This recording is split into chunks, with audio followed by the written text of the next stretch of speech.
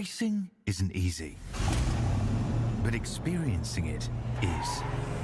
iRacing puts you in the driver's seat with the industry's leading sim racing game. Drive on laser scan replicas of the greatest racing circuits from around the world. Go head-to-head against other drivers chosen by skill-based matchmaking to ensure competitive racing at every level. Compete across all your favorite series. In officially licensed cars, engineered to deliver the most accurate driving experience possible.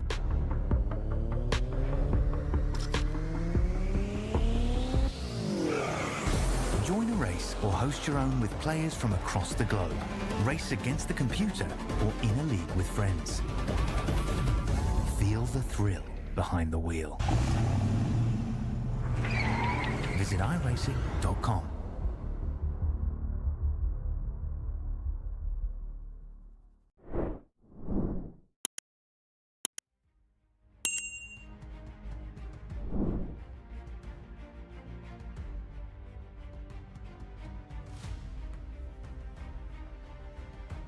Ladies and gentlemen, boys and girls, welcome to the Pony Express Sim Racing GT3 Challenge by J. Cooper Electric, and it is round 10. It is the final round, the final race, and with an extra special spice put to the end of it, it is a 2-hour race. My name is Stephen Koenig. Joining me on the comms here tonight, we got the one, the only Brian Zinn. Brian, welcome to Road Atlanta. And welcome to the final round of the Pony Express GT3 Challenge.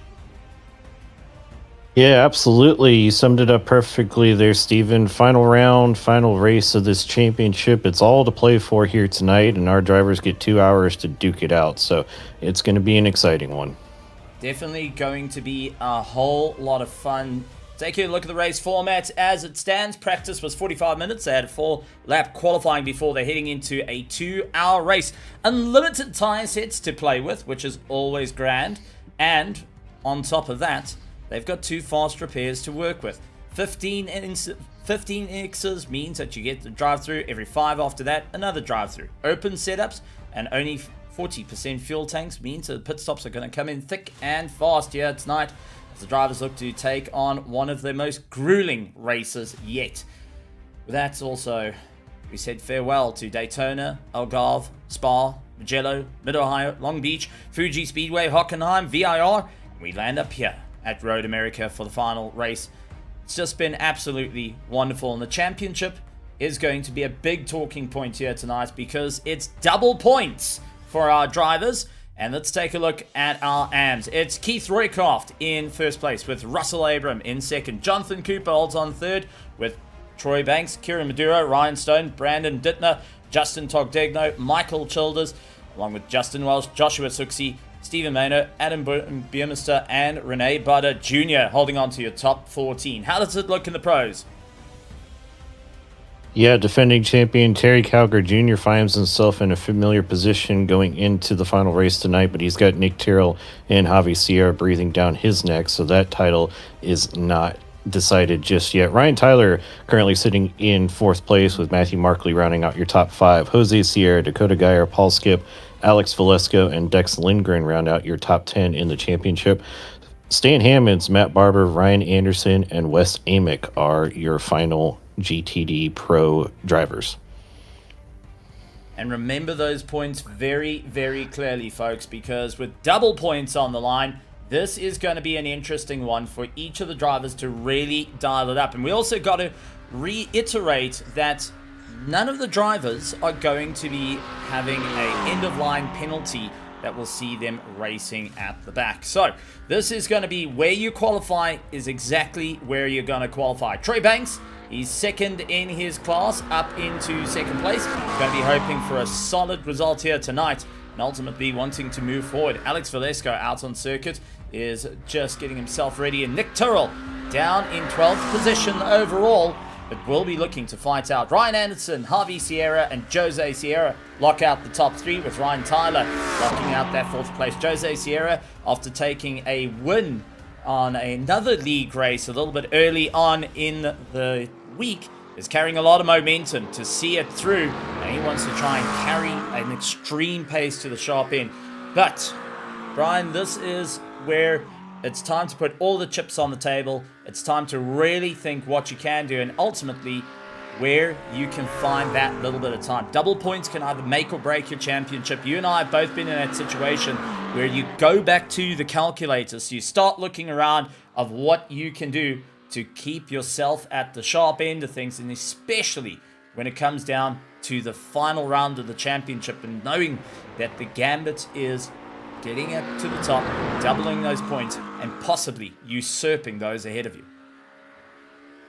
Yeah, exactly. You know, you don't want to leave anything up to chance, so expect the drivers to be a little bit more bold than we may have seen in weeks past. There's no more, well, I'll make it up in the next round, because there is no more round. So it's all to play for here tonight, but not only are they going to have to be working out fuel strategies and tire management, but they're going to be doing real-time points calculations for those drivers that are in the hunt to move up a few positions or potentially take away the title here tonight. With it all being said and done, this is the final race of the season. The new season is open, and you can get yourself entered into the Pony Express Sim Racing season coming up for the remainder of 2026 to take on some of the best in the world. However, as we did see Nick Tyrrell pull into the pits, it's going to be Troy Banks on a hard charge for his McLaren. He's going to be looking to move forward and see where exactly it's going to help him out. A little bit of practice time being put in for some of the drivers as they look forward to the top running order. Now, I also do want to touch on Terry Calgo Jr., who's been leading up the championship. Didn't quite have the qualifying he wanted. Down in 5th position in his class, 7th overall, behind Tyler Kelp and Troy Banks. It's good to see some new names coming in. Tyler Kelp being one of them, and we cannot forget a new name joining us just this evening, and I've got to get the name right, and it's Dennis Diaz, out 7th in his class, 9th overall. We'll be fighting out in the pros field.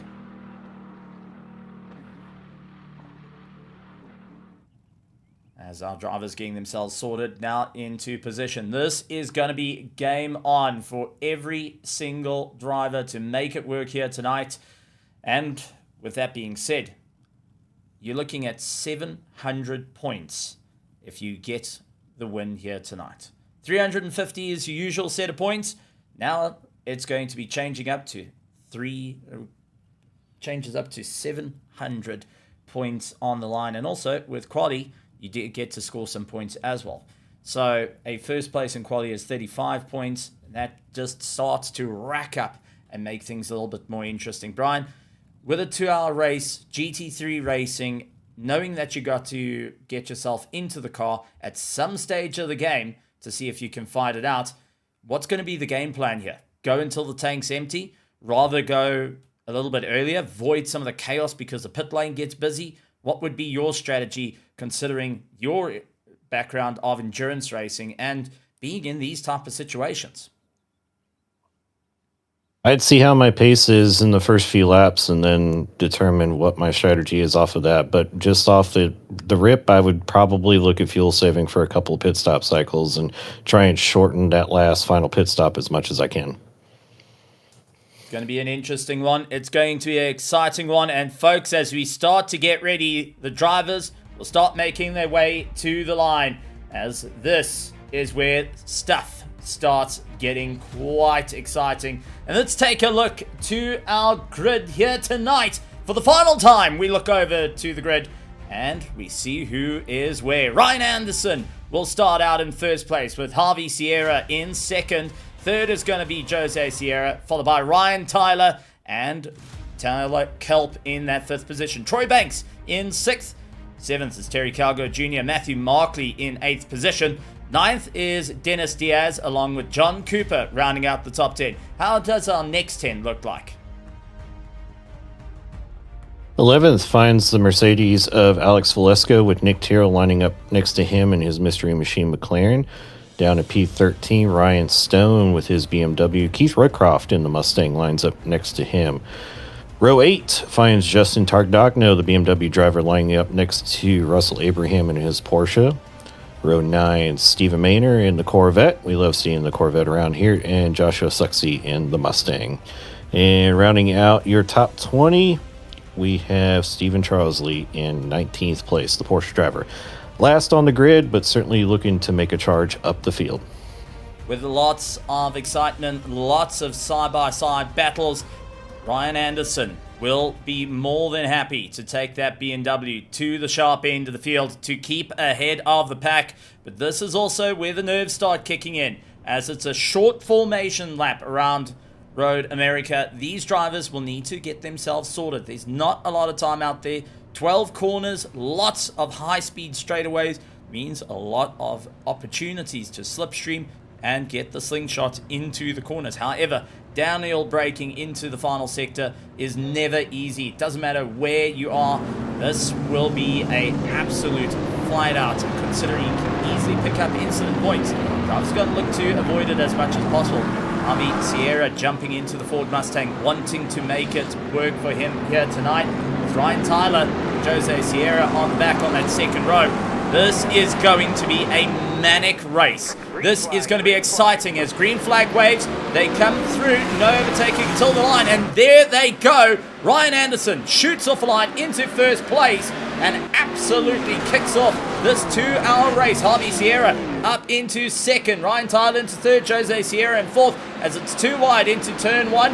Many of these drivers trying their best. Terry Calgo Jr. trying to get it all together as he loses our position to Tyler Kelp and has Dennis immediately keeping that pressure onto the back of him.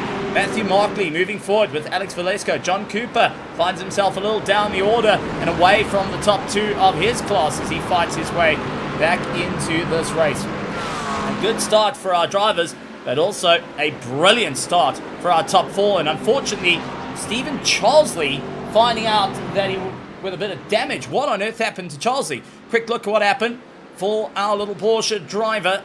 He was doing all so well, and did he run out? Oh no, a little bit of contact with the 7-Up and off into the wall. Did not have a 1-Up mushroom there to bring him back onto the track, and will need some repair work to the car. Yeah, and that's when you hate 2-hour race. You don't want any drastic measures to take you out of things right away, but unfortunately, Justin Tardogno running a little bit wide there as they started down through the S's for the first time. And Dennis Diaz, he's had an issue as well. He pulls off at the exit of 10A there. Not sure what happened there, if it's an equipment issue or what, but man, the dramas have started early in this race, Steven. Yeah, he just pulls off. Not sure if he had a screen malfunction. We've certainly seen that happen before, or maybe a steering wheel issue or what there, but certainly not what you want in a 2-hour endurance race. And we were talking about Justin Tardogno. It's hard to go 2x2 going through the S's, especially on cold tires. And unfortunately for Charlesley and the Porsche, he was the unlucky recipient of a spin into the wall, as you said. Certainly wishing that he had the 1-Up power up to be able to repair the car and keep going. But that's what we get fast repairs for after your tow time is served. But Ryan Tyler, he is a man on the charge at the moment. We know he's got the pace. He's up a position already, getting in between the Sierra brothers. And if you've been watching and listening, you know that the plan last week for the Sierra brothers was for Jose to try and help Javi if things worked out that way. Otherwise, he was just going to try and run away with it, and that's what he did. But here he is behind his brother, Javi, who is in the championship battle, but that Lamborghini of Ryan Tyler is looking to spoil things here tonight, Steven. Absolutely. And we got to also talk about some of the bigger picture things we've seen this season, namely fuel saving coming from very unexpected ones. And go cast our eyes back to Nick Tyrrell, who managed to do a one-stop and take the win. Now it's all going to be about utilizing that a bit more, seeing what they can do to try and save a bit of fuel, as Matthew Markley finds himself completely out of action behind the trees. And, yeah, Markley completely gone. What on earth happened? Looked like he got into a bit of entanglement. So a quick look on the replay. Heading out of turn one, side by side, and got clipped by the Mercedes, sent into the wall and into the bushes. Unfortunately, Matthew Markley landing up with a bit of damage to his car, had to tow it back to the pits. And yet another car falls away off the bat. we're starting to see these drivers starting to feel a little bit of pain early on. That was up against what looked to be Alex Velasco that had a bit of a coming together with him. So not an easy drive for some of these drivers, and everyone trying to find that little bit of momentum to see what they can do. And we got a little bit of information coming in from Dennis Diaz. His headphones died. So in other words, he was going and driving deaf for a little bit and decided rather pull the car off, try and get the headset sorted out, see if he can get himself back out onto the track. A little frustrating, but not a complete out of the race to be able to get back in, get fighting, and move forward. So already mechanical problems coming in, a few argy-bargy moments, and we have not even hit the first 5 minutes of this race. Anderson and Harvey Sierra fight it out first and second at the moment. Ryan Tyler holds on to that third place with Jose Sierra into fourth. Troy Banks leads out the AM category with Tyler Kelp going in, chasing him down at the moment. Started in P5, he runs in P6 overall, but is on the charge to see if he can move his way up through the order. Terry Calgo Jr. in 7th, along with Nick Tyrrell chasing him down. Two looking to do battle with Jonathan Cooper coming back on the attack with the Acura. Ryan Stone, Keith Roycroft, Justin Togdegno, Stephen Maynard, Russell Abram, Alex Velasco, and Joshua Suxi are the remaining cars out on track. Matthew Markley, Dennis Diaz, and Stephen Charlesy unfortunately find themselves in pit lane getting some work done to their cars, get themselves back out there in the race, as it's not overs good overs for them as yet. But with that being said, Ryan Tyler putting in the fastest lap time, trying to make up a bit of headway to Anderson and Sierra, and we'll be looking to see what he can do to stay in for the fight. So let's go on the roll bar and just take a look at this circuit. Is an absolute roller coaster ride, and you've got to really rely on a lot of mechanical grip, not really on aerodynamics, purely because the aero drag is too much. You want to try and make your top end as fast as possible. You want as little drag, especially down these long straightaways. Ryan, this is something we've seen drivers going and flipping a coin, trying to see whether it's the right idea to have a little bit more stability by allowing the aerodynamics to help you out, and others going and just really leaning into having some mechanical grip, but that causes the tires to fall off a little bit later into the race. What has to be your take onto this? Considering you got 2 hours of racing, you got a 40% restriction on your fuel tank, so you can't carry a full belly, and you have to see what you can do to really make up time. It's double points on the line here.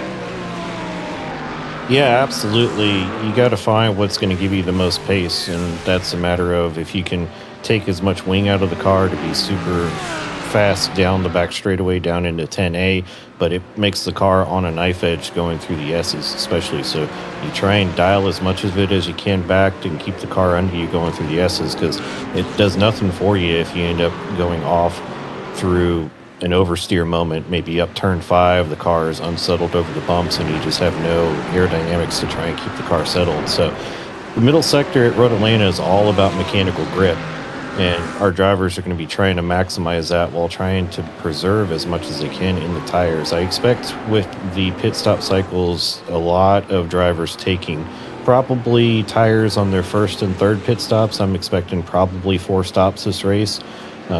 Maybe somebody will get to 3 stops. I think it'll be pushing it with the 40% limit. Maybe we might see 5 stops out of here, depending on how much people want to gamble. But certainly been more aggressive racing in these opening laps than I think you or I expected here, Stephen, tonight. But you're having to battle, as you said, the track just as much as you're having to battle the cars next to you. And Road Atlanta is notorious for that. With these elevation changes, with the famous S's section, it's really hard to really get next to one another through some of these sections. For Stephen Maynard here and Alex Velasco and Russell Abraham, they're going through one of the biggest passing opportunities on the track through 10A and 10B there. You really get a good draft down the back straightaway, and it's the last of the late breakers. So that's where the aerodynamics are going to help you as well as in the braking. Always a tough one, always a bit of hard work, and Dennis going and saying unfortunately it's a VR headset, so not only did he become deaf, he also became blind in one fell swoop. Not what you want to have out with the VR headsets. They're lots and lots of fun until they give up the ghost, and and unfortunately he's got to wait till it charges back up so he can get back into this race. It's always a bit of a difficult one when the equipment starts to give you a bit of a problem. Much like we've got to fight down the order, we still have a fight at the sharp end. Ryan Tyler and Jose Sierra fighting out against one another. Jose, as mentioned, coming off the back of a win during the course of the week, is looking to really make it work here tonight. Ryan Tyler, on the other hand, has been pretty consistent in his races and been ensuring they can keep within arm's reach of the top 3 positions. He's wanting to make this work with that Lamborghini and absolutely screaming around the circuit. Sad to say that it's one of the last Hurricanes, other than the Hurricane, the Hurricane 2 Evo, the last of Lamborghini's V10s before they moved over to the hybrid V8s that they put into the cars now. Unfortunately, the sad departure from the norms, and closer to like what we see here with Jose Sierra in the Ferrari 296, the turbocharged monster. They replaced its 488 brother in the V8 powered 488 Italia in the GT3 series. It's good to see both of these drivers having a bit of fun out here, and especially pushing each other to the limit, trying to see what they can do. This is always now a race that settles down, you settle into your groove. What would you think would be the main things these drivers are focusing on? If I'm in the car, I'll be thinking, right, where can I lift and coast to just save that 0.1, 0.2 litre of fuel? If I can get that extra lap on my competition, it means I have a possibility to move further up on the order. However, it does sacrifice lap time. And your side, Brian, taking a look at these drivers, how hard they're pushing at the moment. I mean, the fastest lap time is 118.3, which is not too far off what they did in qualifying trip. Ryan Anderson takes over that fastest lap with 118.31, going snatching it away from Ryan Tyler. Yeah, exactly. I'm not seeing much in the way of fuel saving out of Ryan Anderson, and I think setting the fastest lap of the race backs that up. But definitely for the Sierra brothers tucked into the draft of the cars in front of them, I think they're in the best position to do a little bit of fuel saving.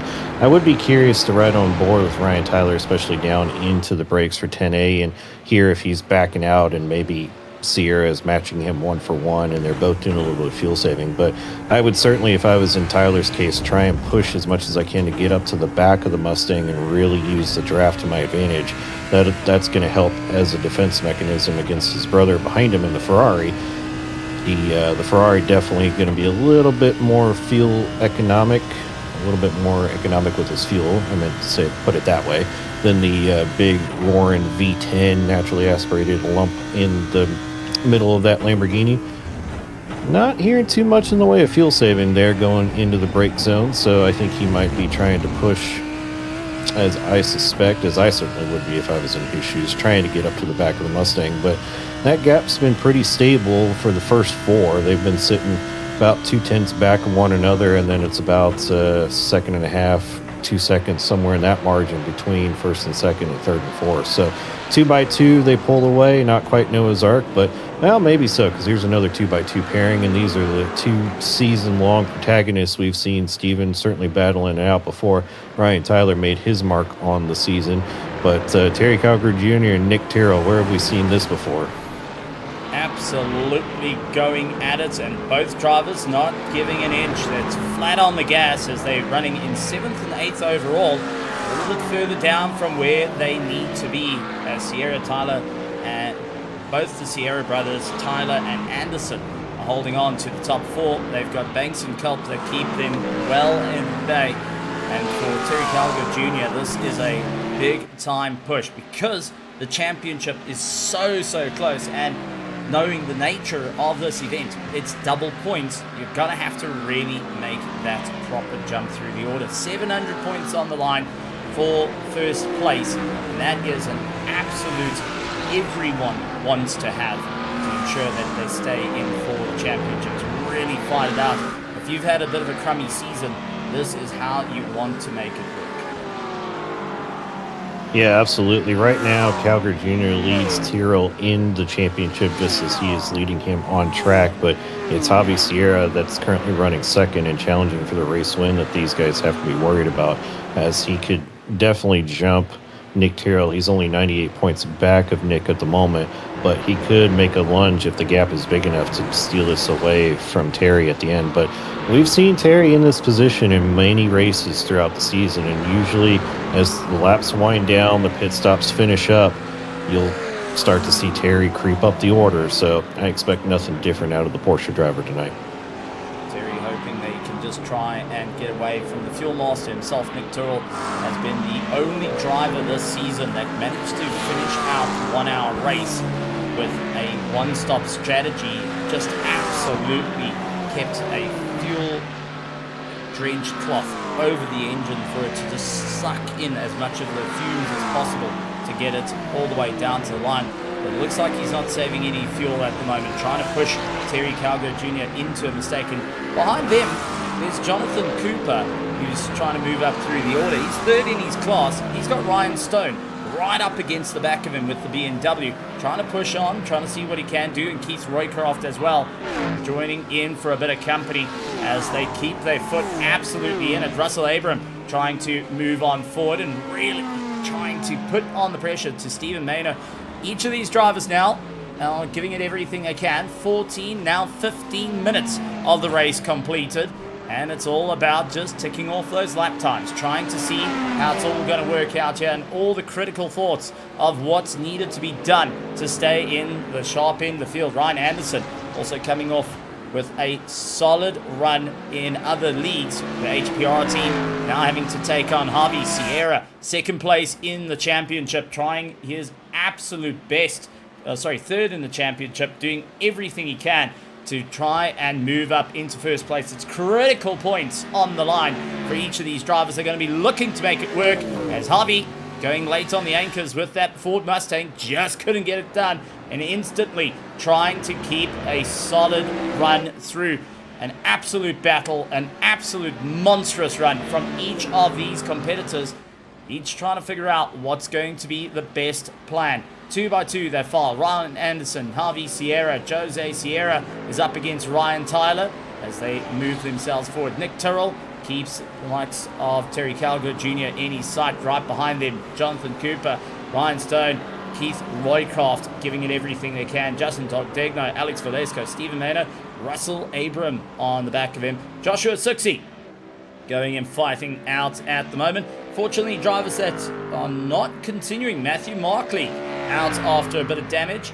Denny and likes of Dennis Diaz. Unfortunately, that was a VR issue that's dropped him out of the running, and he is waiting for a bit of a charge with Stephen Charlesley still in pit lane after a bit of a knock to his car. So we'll be thinking, what does he need to do to make it work, to try get back out on the circuit and to carry on here for the final round of the Pony Express GT3 Championship. And this is Season 3 for 2026. Season 24 is open, and you at home can join in, be a part of the show. Just head over to the Pony Express Discord, go and sign up and be a part of the incredible action of the Pony Express. Now, with that being said, it's going to be a long race. It's time to settle down, knuckle down, and start thinking about the points, because it is going to be an absolute slug out for our competitors to really make it work, to see how they're going to battle their way through into this race, and who will be able to pick up the win to really step up the pace and try and show what they can do to make it work here tonight. It's always a hard press moment. It's always that heart and mouth moment for each of these drivers, but with a long way to go in this race, expected to do 92 laps. It is an absolute fight. It is an absolute push. Everyone looking for a solid run down to the wire, with no one looking to yield at the moment. Nick Tyrrell trying his best to close down the difference as we jump on board with the McLaren as he runs up through the gears. You can see absolutely hitting it right into the rev line as the lights change to a Christmas tree setup, red and blue. He's right on that rev limiter, getting it up in the gear and just continuing to utilize that slipstream. Looking to go for the attack on the way down the hill, but just not close enough to capitalize it. Has to back off, and that allows Terry Calgo Jr. just a little bit more breathing room to carry on. Ryan Anderson sets the fastest lap time of the race with 118.2 on that last lap. He is absolutely making dead sure he can keep in for the fight and try their absolute best right the way through. Ryan Tyler is fighting out with Jose Sierra, the two of them giving it everything they can to ultimately push on. But with that being said, it is just the speed they come flying through the S's and trying to keep it all together as they run out a bit wide. Absolutely manic driving to make it work here tonight. And you can just see from our little camera shots down at the bottom of the circuit how crazy these drivers are really giving it a hard push. Now, that being said, it is two different championships that are racing together. One being your Drivers' Championship as Pro and Pro-Am.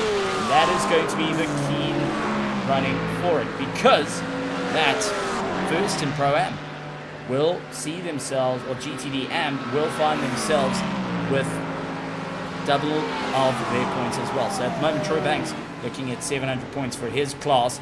Terry Kelp busy chasing him down. Terry having a hard push to try and make it happen, as we do keep the follow through on Terry Calgar Jr. and Nick Tyrrell, who are not getting off each other's backs. They're trying to go that little bit further, try and see what they can do to move on forward and where they can make it happen. Tyler Kelp being his debut race here tonight, trying to see what he can do to make it work out in his favor, and also will be taking away crucial championship points for Jonathan Cooper, who's third in the championship and finds himself third in class at the moment out on the circuit.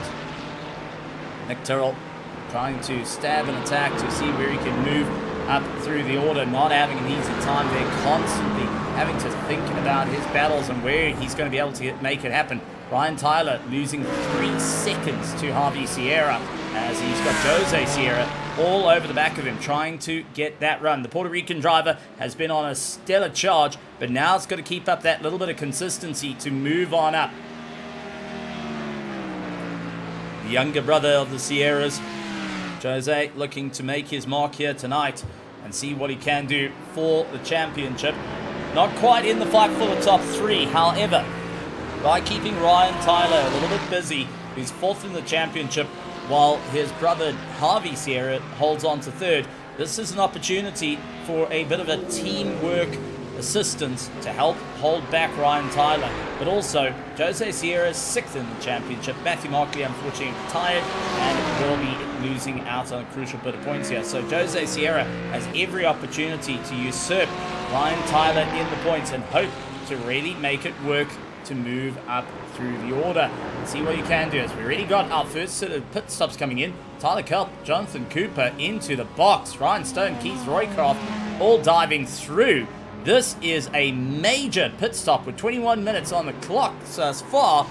A bit of an early stop for our competitors trying to make a solid run. And I've got to say, Brian, Tyler Kelp, John Cooper, Ryan Stone, Keith Roycroft, all going for an early pit stop to try and get themselves done, dusted, and back out onto the circuit. But a big call to drop out of the top 10 and just see if they can get that pit stop done and dusted. I don't think the tanks were low enough. Yeah, it was interesting that it was just AM drivers that made their way down pit road, so not sure if that is the signal, and it does look that way, as now Ryan Anderson and Javi Sierra and Ryan Tyler now make their way down pit road, so we turn our attention to Sierra and Banks, so maybe that was the signal, maybe it's time, but here we go again, our two fuel mileage experts, they're going one lap further, so the games are on, Steven. This is what we were talking about. These two always have a knack. Once pit stops start coming into play, they find their way up the order because they've been able to stretch their fuel mileage.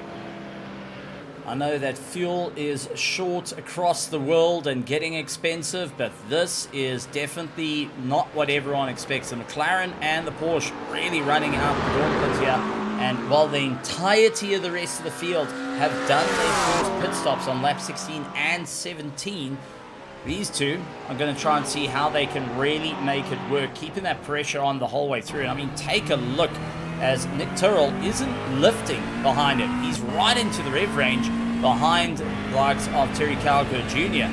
He's not trying to save a bit of fuel. This is flat out running. These two, some way, somehow, lifting and coasting a little bit into the corners and just keeping their foot on the gas is making all the difference. I'm trying to see what they can do, and there's the big lift on the way downhill, trying to carry a bit of momentum through 10A and 10B as they get the climb over to 11. It's going to be a look down the inside for both cars. So they put in on lap 18 to get their pit stops done and dusted. So that being said, we can do a little bit of calculations. If most of the field is pitted on lap 17, and if they run that same amount, lap 34, we should see the pit stops coming in yet again. So keep an eye out, folks. Lap 34 is where we're going to be looking at our pit stops for the next round. But for Terry Calgar Jr. and Nick Tyrrell, they're going to see Ryan Anderson waving as he goes on by. The HPR driver really putting on a stellar performance here tonight. Puts himself into the lead yet again for the pros. He's got Harvey Sierra and Ryan Tyler a bit closer this time after a great run out of the pits. Now tries to apply a little bit of pressure to his championship rival and seeing what he can do here to move on forward. Jose Sierra just slightly out of touch and seeing where he can try and make up a bit of time with that Ferrari. But for Harvey Sierra, this is a nightmare to see in the rearview mirror. This is a Lamborghini that is hunting you down, that's fourth in the championship, and just can start putting his best foot forward to see if he can move up through the points. Yeah, Ryan Tyler, a big winner in that pit stop cycle. He was a second faster on the in lap, and he was 2.2 seconds faster on the out lap, and that has accounted for this distance that he has gained. They were roughly about the same in the box, 0.05 of a second difference between Sierra and Tyler, but that in lap and out lap has accounted for how much ground that he has gained and been able to start pulling away from Jose Sierra behind him. If you recall, these two were running 2x2, first and second, and then a little bit of a gap, about 2 seconds back to third and fourth. Well, Ryan Anderson has said sayonara. He's buggered off into the distance to the tune of 4.5 seconds, and now it's a three-way battle for second place. Terry Calgar Jr. came out of the pits, and he's got the AM driver of Calp that split up that battle that he had with Nick Tyrrell, so he is certainly loving seeing the Mustang behind him. Nick Tyrrell, on the other hand, is going to be very frustrated seeing the back of that pony-powered Mustang in front of him, but, well, still got an hour and a half to go, Steven. So one round of pit stops to go, probably about 4 more to go, and things have already gotten shaken up just through the first 27 minutes. Now it's going to be a bit of an interesting one, seeing each of the drivers out there. Nick Tyrrell trying his absolute best to make up a bit of time, but Jonathan Cooper also going and standing on the power. He can see second place is just within arm's reach, and he wants to go on for the attack as quick as possible. Dragging along Rhinestone for a bit of company into the fight. Back up to the sharp end of the field. Harvey Sierra, Ryan Tyler, Jose Sierra fight out against one another. Everyone looking to try and make it work here tonight. Everyone trying to give a bit of a hard push. But at the moment, you've got to think about the crucial way of how you're going to work with your set of tires, because it was a great pit stop from each of the drivers. But also, you've got to wonder, how are your set of tires looking? These drivers don't, by the looks of it, seem to have put a new set of boots onto the cars, and most certainly have got up to pace quite quickly. Definitely will be thinking, right, they're getting a bit worn. This is a circuit that can become quite abrasive to my tires and can land up with me running into a world of hurt. How much do I want to defend? How much do I want to push and carry on going forward as they look to try and fight it out? And as I said, lap 34 is going to be the next round of pit stops, and now on lap 21. Is it going to be a change of boots by that time, or is it going to be just wait, hold up, let everything go through, maybe stretch the tank out, as the minimum amount of laps you need to do is up to lap 34. If you can get beyond that, great stuff. We've seen 2 drivers able to go 1 lap further, as, a bit of a problem for Chelsea, who picks up a meatball flag, and unfortunately that is because he left his car in the pits and it successfully detonated. Yep, unfortunately had the meatball on lap 1 through no fault of his own, but certainly a grenaded engine would be his fault. But as you said, just left it parked, left it running, took the keys, walked away, and well, when you don't have any airflow through the radiators, the engine gets very unhappy And next thing you know, smoke starts coming out of its ears, and you can see just how hot it is. But unfortunate for them, their race, I believe, is truly done and dusted. They do have 2 fast repairs, but if the driver does not attend to their vehicle, then history is doomed to repeat itself. But this battle, speaking of history repeating itself, is certainly raging on. The 2 usual suspects, Calgary Jr. and Nick Tyrrell, with a interloper in the mix in the form of Tyler Kalp, the Mustang driver number 28 in the AM class, currently sitting P2 in AM, about 9 seconds or so back of AM leader Troy Banks in his McLaren. Tyler Kalp making his debut here tonight in the Pony Express Sim Racing League, and doing an absolutely stellar show by putting himself up into second place, but it's also taking away crucial points that Jonathan Cooper really would love to have as he's trying to close up that gap as fast as possible. He's bringing Ryan Stone in for a bit of company to try and see what they can do. Now the fights are getting a little bit bigger. They're starting to move on, but for Anderson out in front has opened up nearly a 6-second gap, leaving Harvey Sierra, Ryan Tyler, and Jose Sierra to battle out with one another. For Ryan Tyler, this is absolute nightmare central as he's caught between the Sierra brothers, battling to find just that little bit of time to really get it out and really move on forward. And nothing's worse than being caught and visibly seen that you're in between 2 teammates that can back up and help each other out, and also foul up your drive to just allow the other one behind you to move on forward. It's one of these situations that you want to get out fairly quickly, or you hope that they're not on best terms and they're not talking to each other anymore. Yeah, definitely so. And for Ryan Tyler, it's that measured discussion in your head of how much do I try and be aggressive and get around the Mustang in front of me because you think you're faster, and how much do you just say, well, the Ferrari behind me is not looking to attack, so, and you hear it there, a little bit of lifting and coasting, and I was just about to say, how much do you just take advantage and say, well, we're not catching Ryan Anderson tonight, he's not really in the battle for anything, I'm trying to maximize as many points as I can, and that's going to be second place so far, it seems, tonight, so let's just try and jump the Mustang in the pits come the next cycle. But speaking of Mustangs, Tyler Kalp has gotten around Terry Calgar Jr., and I was actually just going to point out the fact that 3-car battle very quickly became a 5-car battle as the BMW of Ryan Stone is behind Jonathan Cooper. Both of them have joined this 3-car battle, but now it's mano-a-mano between the pro drivers of Terry Calgar Jr. and Nick Tyrrell, the Porsche versus the McLaren. They've got plenty of spectators behind them in the form of Jonathan Cooper in the lone Acura and Ryan Stone in the BMW.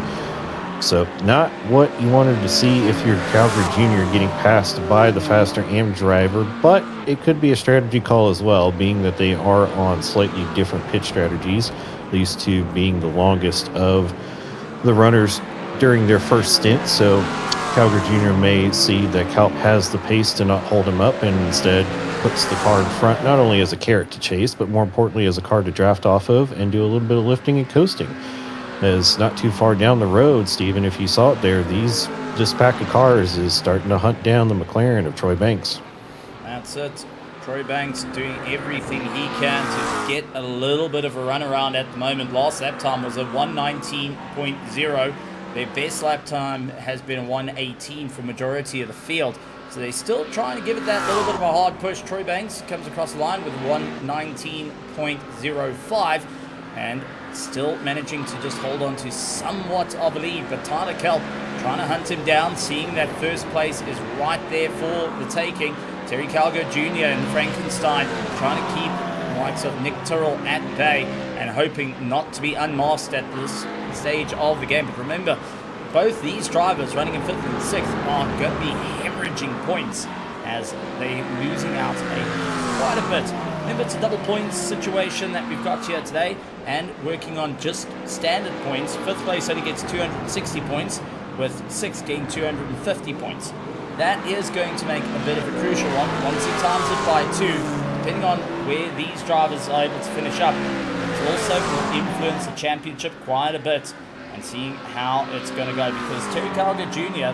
is only 60 points ahead of Nick Tyrrell in the championship. So if anything happens, well, it's going to be a bit of a late move as Nick Tyrrell gets the pass up and under, stops it dead on the apex. Beautiful stop block pass. Get that done, dusted, and now charges on. Terry Calgo Jr. down to 6th position as Nick Tyrrell swapped out, and now it's time for Terry to get a little bit of a tow to pull along. Both of these drivers want to maximize their points. They know 60 points is on the line, and just by finishing this race, it's going to make things a little bit more heated. However, Terry Calgo Jr. needs to fall even lower if Nick Tyrrell hopes to go and take that championship right at the end. He needs to see Terry Calgo Jr. drop down to 7th position. And for Nick, it's nothing less than a top 3 finish to get that championship win. Yeah, I was just going to point that out as well as, Ryan Tyler and Jose Sierra have both gotten around the Mustang of Javi Sierra. We'll have to go back and see how that happened, but complete flip, who was leading, is now at the back of this train here. So it looks like they're coming into turn 9. Looks like Javi Sierra is just going to run a little bit wide there. That's all it takes when you're running in a 3-car back. Just a little bit of a mental miscue there. Run a little bit wide, get a little bit deep on the brakes, and next thing you know, you went from leading the pack to being at the back end of it and staring at 2 sets of taillights. But certainly not what you want to see there. If you are Javi Sierra, that's going to help Nick Tyrrell and Terry Calgary Jr. in the battle of the championship, as now he's going to be currently sitting on less points than he was just a lap or 2 ago. But as you said, Steven, not much in the way of margins between these positions at bay. It's going to take drastic changes to really see the championship shake up, but you don't want to put anything to chance. You want to maximize everything that you can that is within your control. Well, with the drivers also keeping an eye on the weather, that's going to play a big part. 80 degrees Fahrenheit track temp, something you always need to consider when you go with the tires. Each pit stop becoming a little bit more crucial to make it happen, whether you're going to get a solid run in and out through the pits. Do you need to go up a click or 2 on your tire pressures? Where is the wear down? And if you're getting enough heat into those tires, this is always the factors that you start to think about as the race continues. You do see Ryan Tyler running into a little bit of an internet problem. Flick on, flick off, trying to pull a bit of a David Copperfield at the moment. Jose Sierra keeps his foot firmly to the floor, trying to see if he can make the pass happen. It's left Javi Sierra a little bit in the lurch at the moment, seeing his brother going on the charge. But for Ryan Tyler, he's doing everything he can to try and move up out of that 4th position. Because he's 305 points away from Terry Calgo Jr. in the points coming into this race, he's looking to make it work here tonight.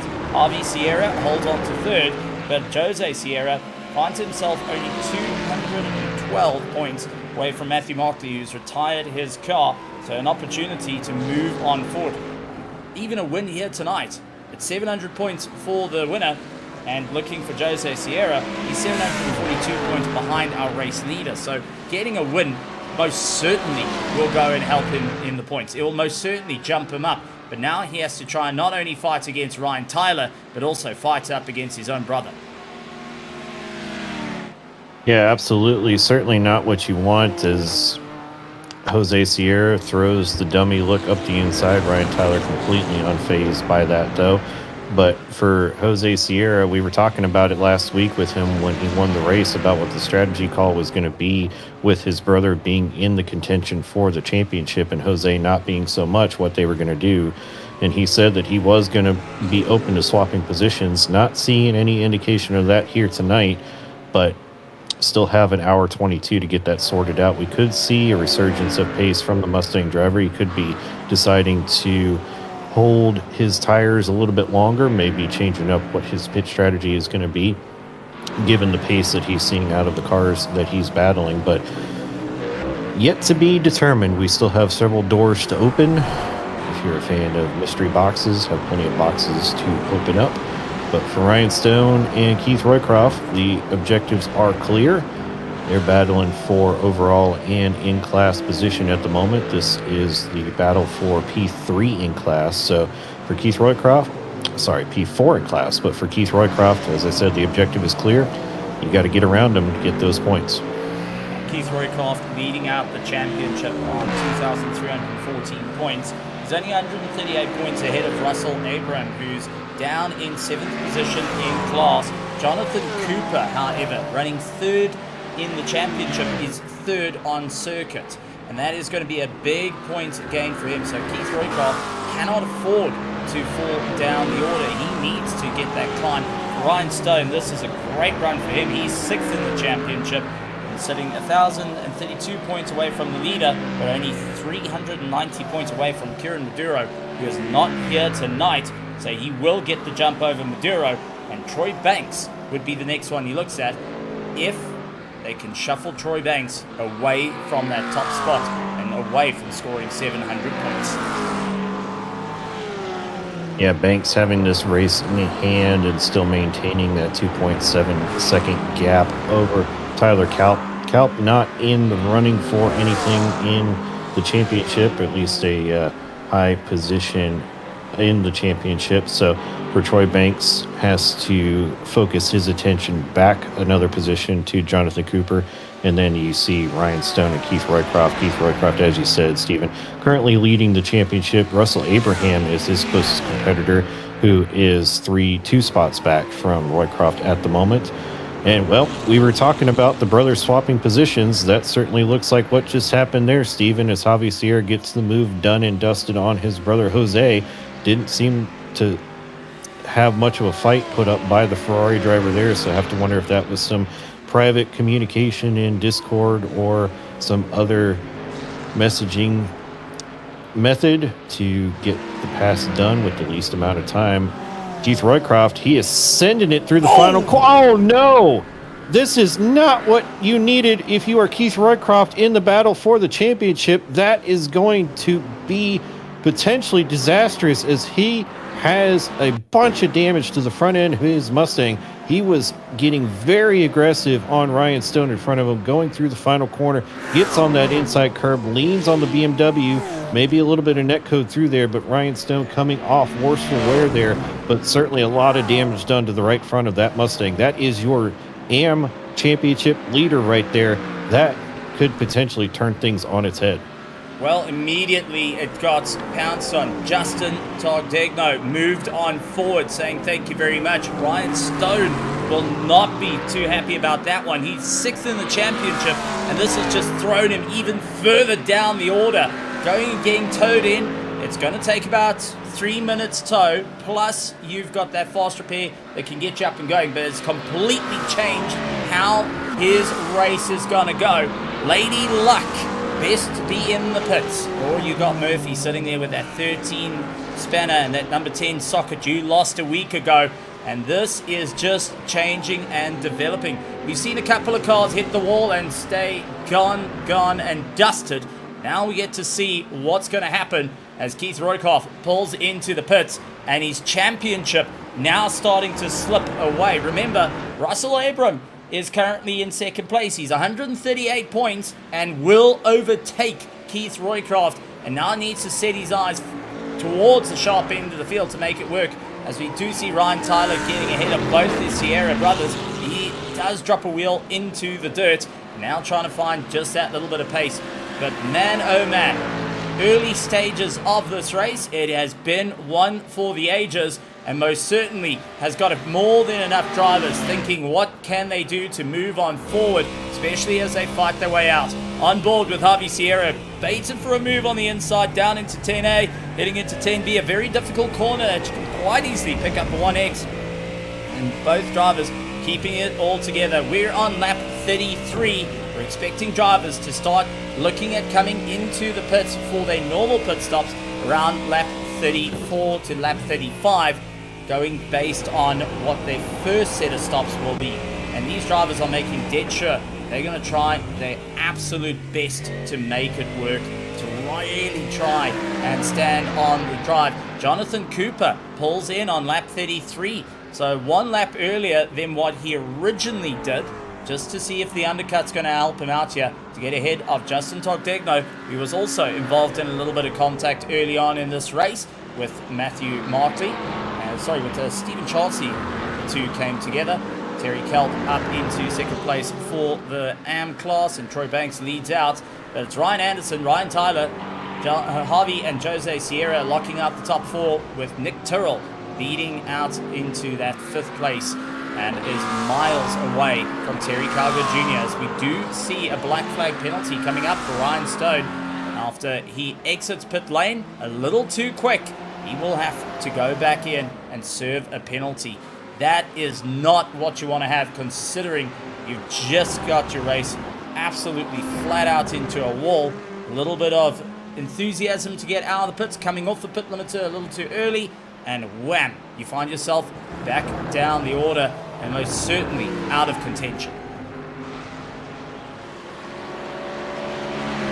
Yeah, a lot of things still to play out. We've still got over an hour plus to go. We have not reached the halfway point, but second pit stop starting to play out as we're reaching that lap 33, lap 34 mark. Probably expect to see Calgary Jr. and Tiro come down around lap 36 if things hold true based on how their first stints went. But man, a lot of action in the first half of this race, certainly more than I expected. I thought everybody was going to be on their manners, giving the best, cleanest racing they could, and then all heck breaks loose over the last 20 minutes or so. But it seems like they've turned that on its head, and instead it's breaking loose in the first 45 minutes or so of this race, Stephen. Racing door to door, wheel to wheel, and giving it everything they can. Not as much room as they would like. Maybe watching a little bit too much of the South Africans flying the planes a little too close towards the stadium. We do see the pit stops coming in, and take a look how it just bottles up as Harvey Sierra pulled into the pits and Ryan Tyler nearly right into the back of him. Had to try and just be a little bit more careful. Nick Tyrrell going on further, and Terry Calgo Jr. once again. They're going to go a little bit longer into this race. As the rest of the drivers pit on lap 34, we now move on to lap 35. Nick Tyrrell and Terry Calgo Jr. once again find themselves with a little bit of room to play with and fighting their way through. Alex Velasco going and giving it everything he can, jumps up through the order. He puts it on lap 17 and now trying to see if he can also stretch out the tank a little bit more. So Velasco, who was also in a little bit of carnage at the start of the race, now just opting to go that little bit longer, seeing what he can do in the Mercedes, and with the rest now exiting pit lane. Ryan Anderson, Ryan Tyler, Jose, Harvey, and Russell Abram now coming through. Russell's going to try go a lap longer in this race. So we got an interesting call for some of these drivers to see if they can just get an extra lap or two out and see if they can get the overcut to work out in their favor in this 2-hour race, knowing that it's all online. Harvey Sierra has just come out of the pits trying to get those tires to fire up as quick as possible, while Russell Abram going and giving it everything he can. The Sky Lounge driver not holding back. He is absolutely flat on the gas, wanting to move up into 7th position. However, he will need to visit the pit lane. That will drop him back down.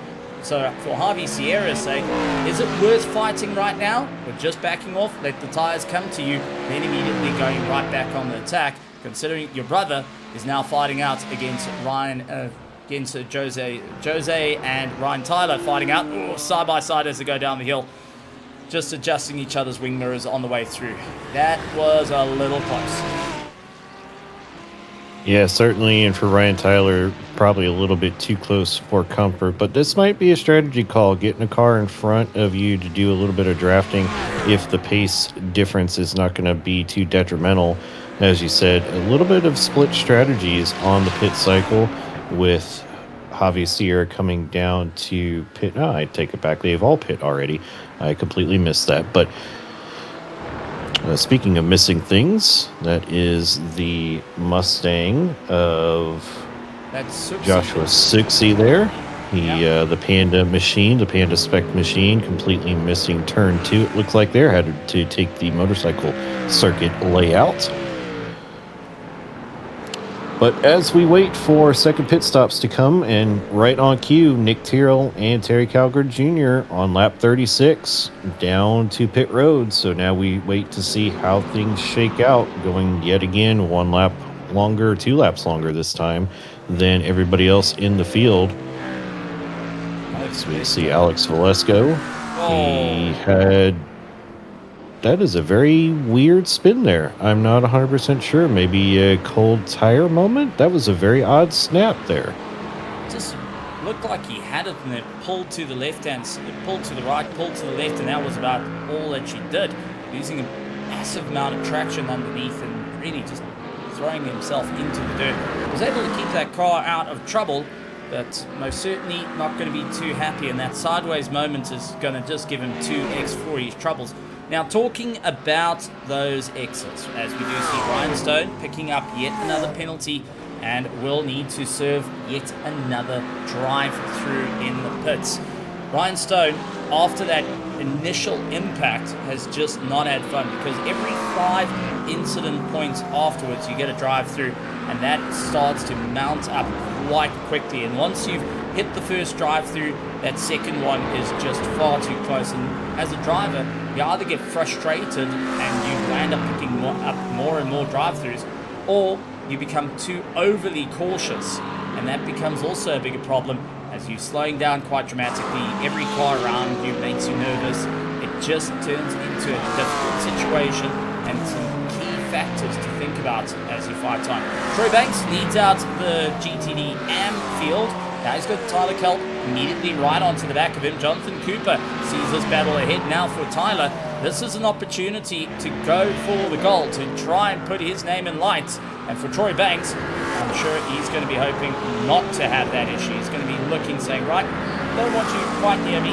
I need every point possible, because I'm only 264 points behind Keith Roycroft, who's found himself a little further out of the order from where he wanted to be. And Keith, at the moment, going to be trying to pull back some of the points and see what he can do. He's 4th in the championship at the moment, well, 4th on the course at the moment, but is still trying his absolute best to make it work here tonight. Yeah, absolutely. 3 seconds difference in their pit stop time. That is the tail of the tape on how Tyler Kalp was able to get to the back of Troy Banks, who for the longest time was in a commanding position at the lead of the EM class. But more significantly, Nick Terrell and Terry Calgary Jr. were able to jump in front of all of the EM class drivers. They are now 5th and 6th overall in class. That has freed them up to go and run down the lead pack of Anderson, Sierra, Tyler, and Sierra. So as we talked about, they're starting their climb up the order.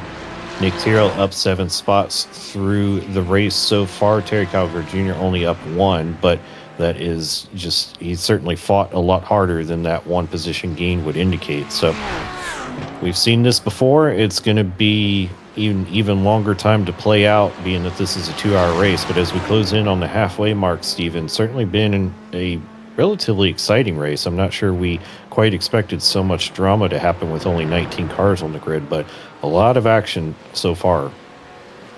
Drivers really going and digging deep into their bag of tricks to see what they can do to make a big impact here tonight. As we keep saying, double points on the line with the final race of the season. You're only as good as your last race. That is the old saying goes, and you want to make sure that you make your best foot forward. And at the moment, with Ryan Anderson leading, he's most certainly going to be moving forward up in the championship. More than happy to go and take the fight. He's 13th in the championship. He's 1,570 points away from first place. But you've got to remember, Ryan Anderson's only 75 points away from Matt Barbaro, who's not here tonight. Stan Hammonds, who's also missing out. So cool 700 points is going to benefit in terms of getting that climb up through the GTD Pro field.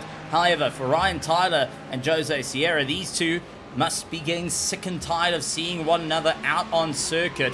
You're just having absolutely close calls. You're fighting it out there. You're pushing as hard as you can. These drivers not giving up. I do also want to touch on to something that, well, even though it's a cloudy day and it is relatively warm, the lights are starting to turn on and shining a bit brighter around the circuit. And Road Atlanta is most certainly not a circuit that has big spotlights during the night. And these drivers are going to have to really keep their wits about them. as the shadows extend and get further and further and further away for them. The brake marks tend to change and darkness falls on the track. Critical to not make mistakes in the dark. Yeah, absolutely. As you see the headlights ablaze on the Lamborghini, a little bit of a prediction of that aforementioned darkness falling on the circuit, but a lot to be determined. Jose Sierra and Ryan Tyler have dropped Javi Sierra, though. That gap, almost 5.5 seconds back to fourth place, and only about 4.5 seconds back to Nick Tyrrell, as those two will be looking to rapidly close up on the Mustang driver. But interesting shift in how the race has played out. They were 2x2 for the first stage of the race, and then the Sierra brothers and Ryan Tyler were quite a grouping. They couldn't separate from one another if they even tried. It looked a bit like peanut butter and jelly on a sandwich, but after the second round of pit stops, everybody has abandoned one another, and all that remains is this rivalry, we could kind of say, starting to develop between Jose Sierra and Ryan Tyler. These two have been lockstep with one another all race, and it's only fitting that as we close in on the halfway point, they're still nose to tail, bumper to bumper. Not the only ones. First, second, and third in the GTD AM class. Troy Banks, Tyler Kelp, and John Cooper now climbing into the back of one another, seeing where they can move forward. This is going to be the tough one for each of the drivers, as Jonathan Cooper looks to try and score as many points as possible in the championship to get ahead of Keith Roycroft and Russell Abram. Sits only 140 points away from Keith Roycroft in the championship. 700 points would most certainly be a great one for him. He wants to try and make it work with every opportunity to see that Acura to the top of the field. Tyler Kelp making his debut out here. What better way to say I'm here for Ascension Racing and really showing off what you can do than looking at a podium run. Troy Banks, however, sitting fourth in the championship, leads out this field. He's in for an absolute charge. He's missed out a couple of races this season. He's only done 7 races, excluding tonight's race, but still managed to keep just consistent enough in the championship fight to hold on to that fourth place. Jonathan Cooper also has only done 7 races. He hasn't done the entirety of the championship. Russell Abram and Keith Roycroft are the 2 drivers holding first and second that have done every single race this entire season and looking to make a big impact here tonight, as Troy trying to keep Tyler Kelp at bay. We did see just ahead, there's Terry Calgo Jr., who is losing a little bit of time out there, and that rear end starting to step out on him. Not going to be too happy on that one. Down towards our leaders as they break through the hill into 10A and 10B. Jose Sierra and Ryan Tyler going and inspecting each other's rear diffusers here, trying to see what they can do. But when they get to the 3-minute mark, usually we would go and say the checker flag is out. However, it's a special night tonight. Not only is it the final round for Season 3 of the Pony Express 2026 GT3 Championship, but it is a 2-hour race around Road Atlanta. This incredible roller coaster of the circuit, definitely putting on a show with some of the finest sim racers in the field, going and showing what they can do here tonight, fighting from all parts of the globe, from Puerto Rico, Canada, US, and we have seen many more during the course of the season. If you're just joining us, a massive welcome to you all to the Racer Nexus Network. Welcome to the virtual grandstands. My name is Stephen Koenig, and joining me on the mic is Brian's in. More talks and blow-by-blow strategies. But Brian, this so far has been an interesting one. Second and third of the pros keeping incredibly close to one another, and Ryan Tyler looking to try and see if he can strike. Looks down to the inside, late on the brakes into 10A, sends it through, stops on the apex, gets that pass done and dusted. But you got to wonder how many incident points these drivers are starting to pick up as they're starting to flirt with track limits a little bit more. Yeah, definitely something that our drivers are going to have to be aware of. Road Atlanta is an easy track to pick up 1x track limit penalties. The biggest culprit is Ryan Tyler and Jose Sierra approach the corner right here. The culprit, it's easy to cut that inside curb and pick up a 1x, or run a little bit wide and pick up a 1x on the exit curb. So As you said, an eye to the incident points, only a 15x limit before they have to make their first trundle down pit road at pit lane speed. It feels like an eternity when you're having to serve a penalty, and then every 5x's after that, as a couple of our drivers have already found out through the race so far tonight. But for these two, we said it once before, they've been lockstep with one another, and that remains. But this is another battle that has been raging on between Tyler Kalp and Jonathan Cooper. Both of them have caught the McLaren RM leader of Troy Banks, Terry Calgary Jr., up in the distance, trying to rerun down the McLaren of Nick Tyrrell, but not in the AIM class with these three drivers currently battling out. Jonathan Cooper, I always have to tip my hat to him being the lone Acura in this field. It is a car that is near and dear to my heart, one of my favorite GT3 cars, until we get the Nissan GTR, which we all know that's not happening. But unfortunately for Jonathan Cooper, finding himself third place on track right now, but in a great position to grab some points in the championship. Surprisingly, though, Keith Roycroft, he had that tanglement earlier in the race, but has been able to get the car repaired and soldier on in fourth place. So limiting the damage to the championship, I thought that was going to be a much, much bigger implication in the title bout, Stephen. I'm a little bit surprised that he didn't have more damage than he did. So a fortunate break for Keith Roycroft with the tanglement that he had with Ryan Stone, but not to say that some penalties might not play a part after the race. We will wait and see how race control decides it. But for Troy Banks, he was enjoying life. He had about a 7-second lead over everybody for the first half of this race, and now he looks in his mirror and he's got two in-class rivals hunting him down.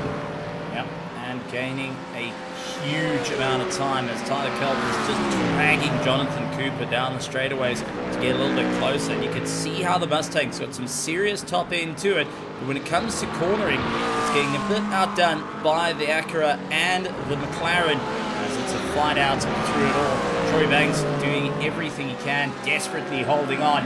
With Troy Banks pitting on lap 34 for his second round of pit stops, it was Tyler Kelp on lap 33. Jonathan Cooper did it on lap 32 to try and see if he can get that undercut. These three drivers, all with different strategies, different ideas, and trying to see where they can just lengthen those runs, try and open things up. Do want to point out though, Terry Calgary Jr. now 4 seconds back from Nick Tyrrell. These two have had a huge divorce and left each other with nothing. And, Nick Tyrrell up 7 places from where he started. Wasn't the best qualifying run that he had, but Terry Calgary Jr. miles back. One has to wonder, is he trying to save a little bit of more fuel than the rest of the pack as we enter the last 58 minutes of this race for the finale, the closing stages of the championship? And for Anderson, he leads out. Brian Tyler and Jose Sierra sharing the space between one another. Harvey Sierra finds himself in 4th with 5th place Nick Tyrrell going and opening up a bit of room. Terry Calgary Jr. is in 6th position. 7th in class is going to be Alex Valesco. He's a little bit further back than what he would like. Unfortunately, a couple of retirements coming in. Matthew Markley, Dennis Diaz, and Stephen Charlesley early on out of this race. For our GTD though, Troy Banks, Tyler Kelp, and Jonathan Cooper keeping each other within arm's reach and also whispering sweet, sweet words to one another as they try and fight on. Keith Roycroft holds on to 4th. Justin Togdegno into 5th place. Russell Abram, Stephen Maynard, and Joshua Suxi going and fighting his way through. And the last car going around, and you got to give it up to him. He's had a drive through thus far. He's landed up in the wall and still sticking it out there. Ryan Stone in 9th position in class, still putting his best foot forward and trying to recover some of the points for the championship. You've got to give it up to a driver that just hasn't got any quit. He's seen the green flag, you want to see the checker, you want to make it work. But Ascensions Racing's very own Tyler Kelp most certainly making an impact here tonight. Yeah, definitely Tyler Kelp making his presence known in the Pony Express Sim Racing GT3 series here on Monday nights. hounding the back of Troy Banks's McLaren in front of him, that all-black stealth ninja machine, and he's got the Acura waiting in the wings of Jonathan Cooper, looking for any slight mistake from either of the cars in front of him to pounce on and be able to make up another position in this class battle and potentially in the championship if things break his way. But a lot of road to get to there. You're basically starting the second race of 2 here tonight, as normally they run 1 hour, but they're doing 2 hours tonight. Keith Roycroft, first of our runners to make their way down for a third pit stop. Not sure if this is scheduled, as he previously pit on lap 34, so this would only be 14 laps. Maybe that is on schedule.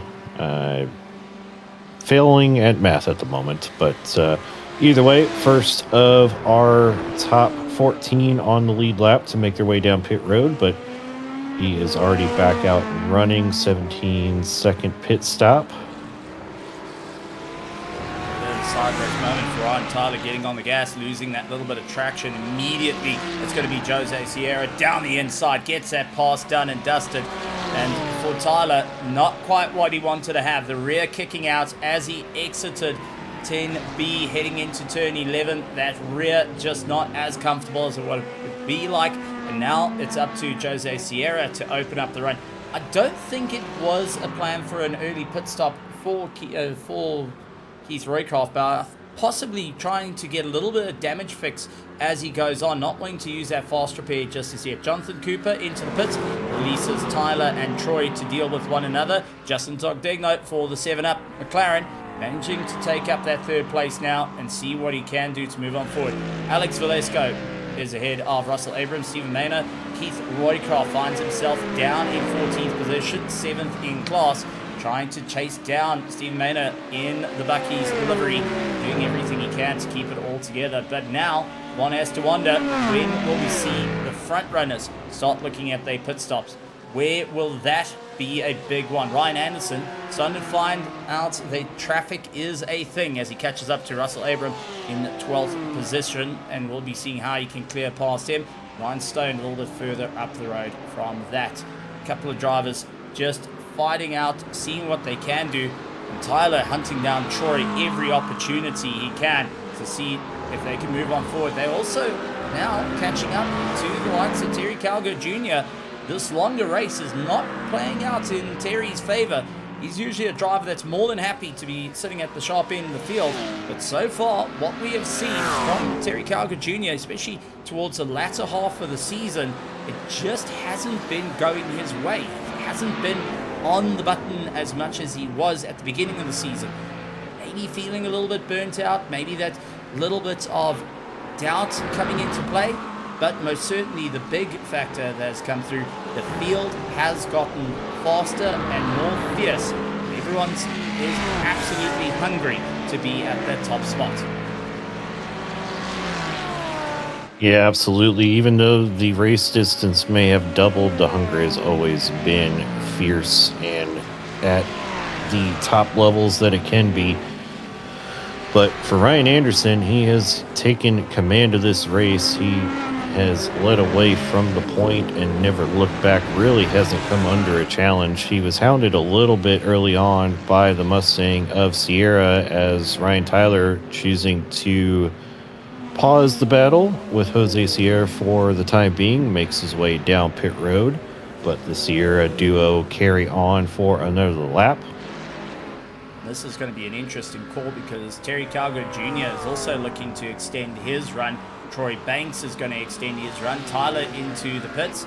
So for Ryan Anderson, both the Sierra brothers, Nick Tyrrell, Terry Calgo Jr., Troy Banks, all going a little bit longer. So is Justin Togdegno's going in for a little bit longer into this race, pushing a bit harder, trying to see what he can do. As it's up through 11, heading to 12, Alex Velasco going to do exactly the same, running in a bit longer, trying to stretch open that gap. And one has to wonder on the fuel calculations, are they trying to get rid of that 0.1 or 0.2 fuel necessary to get to the end? That try and round the number off as much as possible, try and get rid of that incredibly short pit stop that you can land up going and soaking up. Ryan Anderson pulls into the pits as Jose Sierra and Harvey Sierra find themselves out on track behind one another. Whenever you work out your pit stops, it's never an easy number like you got 4 pit stops. It's always 4.1 or 4.6, and you've got to try and eliminate that 0.6 one way or another. Yeah, absolutely. You're either going to come in for an early pit stop or try and do as much fuel saving as you can to get it back up to a full lap. And that's what we've seen out of Nick Tyrrell and Terry Calgary Jr. so far through this race, as the cars ahead of them once again make their way down pit road, and it leaves these two out on the track to go 1 lap longer or potentially 2 laps longer. So we will see how this pays dividends in the closing stages of this race. We've seen them move up the field as others have had to make the call to pit lane sooner than them, but yet to be remaining if they can get into the battle for the overall podium. Ryan Tyler, his gamble worked out, got the undercuts over Alex Velasco, Harvey Sierra and Jose Sierra, puts himself up into 4th place with a lot of room between them. Jose Sierra clears up onto the back of his brother, and with Alex Velasco also going and having a stellar run. Alex still needs to go in for one more pit stop to join the rest on their pit stop strategies, but Alex trying to see if the overcut's going to work out in his favor. Ryan Tyler, though, the undercut boosts him up into 4th place. He's going to be pretty happy on that one to see how it's all going to work. Troy Banks holds on to 1st place of his class as he does see the big Ford Mustang of Joshua Suxi, gets past him and clear on through. Joshua, a little bit of slow going at the moment, but just circulating 4 points. Jonathan Cooper up to 2nd place as Tyler took a little bit of a longer stop, 55.9 seconds in the box, causing him to drop down into 3rd, and also sitting quite away from the likes of Jonathan Cooper further up the road. Maybe 7 seconds difference between them, and Kelp going and deciding, hang on, let me get myself sorted out here, put on a new set of boots and try and see if I can push myself that little bit further into the race. Justin Togdegno trying to close him down. He's got Russell Abram for a bit of company. The Sky Lounge, Porsche doing everything he can to move forward. Keith Roycroft back out on track, pushing, as we do see Stephen Maynard trying to give it everything he can in the Bucky Chevrolet, trying to move on forward through the S's. He's getting overtaken by the first of the Sierra brothers, and that is going to be a hard push for Harvey Sierra to just clear on by. Next flash of lights coming in from Jose Sierra saying, listen, I'm coming through, and well, you've got to give it up. Stephen was a gentleman there. Stayed to the right-hand side, lifted, allowed both cars to go. Just thought, right, let's think a little bit more into this race. How can we make it work? Where exactly can we make the impact? Yeah, absolutely. It could have been an awkward situation there. Catching a lap down car through the S's is never fun, but kudos to Stephen Maynard to get out of the way as best he could with the Sierra duo coming through behind them. We still await our top 2, Nick Tyrrell and Terry Calgary Jr., to make their way down pit road for their 3rd pit stop as Alex Velasco makes his way through the pit entry gantry there. Tyrrell now leading out the race, concentrating on what he needs to do to make it work, to get that little bit more of a drive. How is this going to go as we down the long back straightaway? So far, top speed for Nick Tyrrell has been 257 kilometers an hour. He's looking to try and make that work a little bit more as he's flat on the gas, bringing it all the way through and down on the brakes. 257 miles per hour, done and dusted. Couldn't quite find that extra little bit of a run. Does look to the inside, pulls into the pits. Now, this is a big call for him. Dives in. Is he going to be followed by Terry Calgary Jr.? Yes, he is. That's just going to promote right back into the race. Ryan Anderson, who's now into 10A and 10B, we'll see both cars in the pits. Now is his opportunity to retake the lead and see what he can do to move on forward. A gentle, easy drive, a bit of a boring one for Ryan Anderson. Since the start of the race, he was able to get the jump on the field. He will be more than happy to take over that top spot and carry on through as Ryan Stone finds himself in pit lane with yet another penalty onto his car. So Ryan Stone, unfortunately, a stop and hold penalty going to be causing a little bit of a problem for him, as Ryan Tyler will take up second place, Harvey Sierra takes up third, and Jose Sierra takes up fourth. Nick Tyrrell comes out in fifth place right behind the Sierra brothers, and he is joined with Terry Calgar Jr. having to clear the back marker of Stephen Maynard out there in the Chevrolet, trying to keep it all together and really just jumping over the curbs, pushing as hard as they can. Interesting to see the pit stop times though, as it does look like the majority of the field have decided to put on a new set of shoes and looking to try and give it a hard push. So they've done a set, they're happy with how the usage went. Now let's try and see what they can do a little bit further. Ryan Stone finds a drive-through penalty for an off-track. Unfortunately, that is going and picking up yet another one he didn't want to have. Quick look at what happened. You can see, minding out of the way, kept it very tight at the top. That's that incident point you're talking about. Very easy to get it. And, oh, he got clipped in the... Oh, okay, that just even went worse. Yeah, that's putting salt in the wound for Ryan Stone. He got absolutely demolished by Keith Roycroft. That put him at the back of the field, and then he's picked up a couple of incident point penalties. And, well, the finisher off the top rope there from the nose of Jose Sierra in the Ferrari, unfortunately, is going to make for a very unhappy BMW driver. But certainly not what you wanted to see there. No fault in Ryan Stone. He was trying his best to get out of the way in probably the most awkward part of the Road Atlanta circuit, coming down through the S's there. A little bit of miscommunication, and don't know if maybe he had tapped the brakes there to try and go by, and Jose Sierra just not sure what was going on. But either way, you're not supposed to hit the thing that's right in front of you. And, well, for Ryan Stone, he's probably going to have some choice words for a couple of drivers here after tonight's race.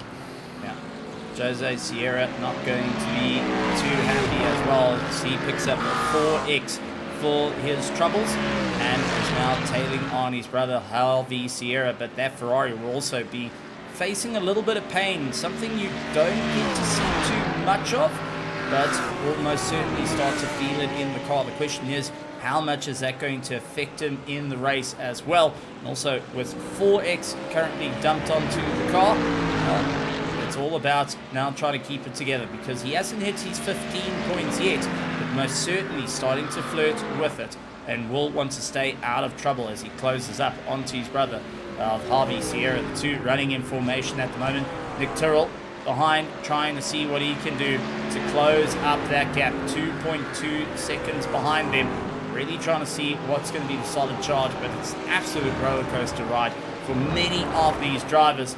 Everyone trying to think, what's the big plan here? What can they do to keep moving forward? And you've got to say, even for Ryan Stone, after going with a little bit of damage and a fast repair, his second one of the night done and dusted, which means he is on his last life. He's still got a drive-through to get himself sorted out, but is still circulating on the track regardless, just to make up some points in the championship. He is sitting 9th in class and sits 16th overall. And take a look at who's behind him. Harvey Sierra and Jose Sierra. Oh boy. Two cars you don't want to see in your mirror, especially after you just had the hardship of going through pit lane yet again.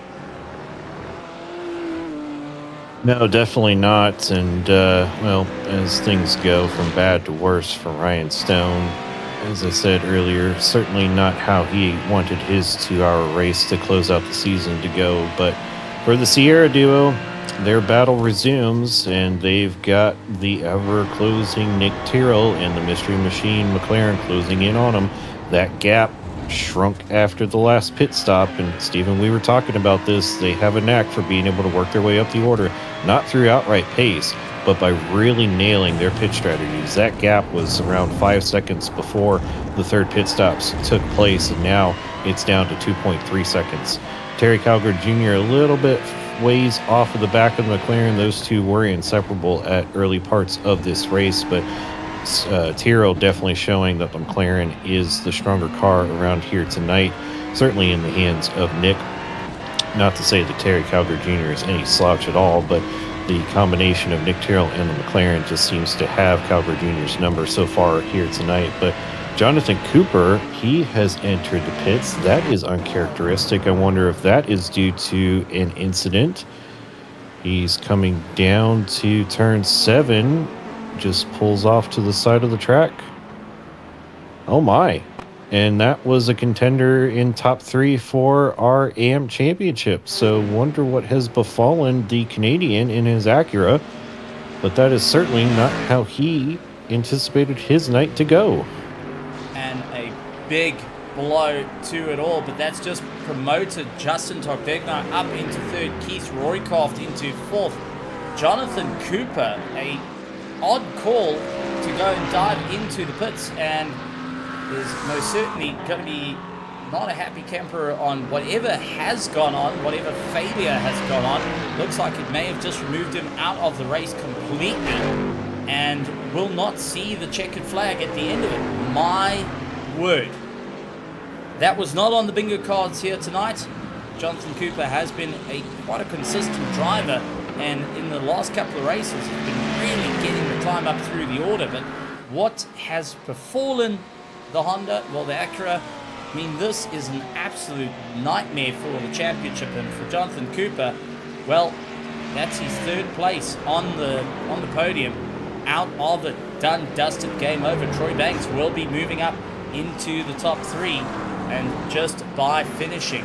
What a drive on his part, but what a blow for Jonathan Cooper, as lost it right on the final race. Yeah, and he was only 2 points back of Russell Abraham coming into this race for 2nd place in the championship, and had those points well in hand, as Abraham had been running 6th. He's now up to 5th, with Cooper falling by the wayside, but certainly not what he was expecting, certainly not what we were expecting, Steven. So, man, this race, as long as it is with 2 hours, has been drama-filled for our championship contenders. It's not just the guys that fill in every few weeks or so, but it's our championship contenders that have run into issues that we are not used to seeing out of them. Well, that being said, with Jonathan Cooper circulating, well, not in circulation anymore, Ryan Stone, despite everything, all he needs to do is just keep putting laps on. He's 2 laps behind Jonathan Cooper, and by getting a pass in 3 laps time, he would move up into 8th position. So a possibility of even a nightmare of a race, just by circulating, still have a chance to fight your way up through the order and still be a part of it. But that's if luck continues to play on his side. And unfortunately for Ryan Stone, he's making dead sure that luck needs to play out on his side. He does have the McLaren closing up of Justin Togdegno right onto the back of him. And black flag penalty yet again for Ryan Stone. Put a wheel off, and unfortunately that's all she wrote. I mean, take a look at this. You were talking that, it's Ryan Tyler that went and picked up a little bit of a problem.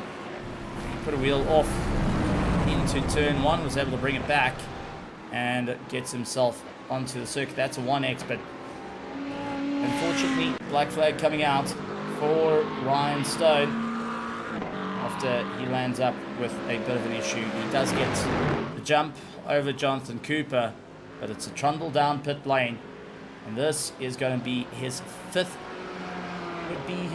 time he's visited that pit lane this entire race.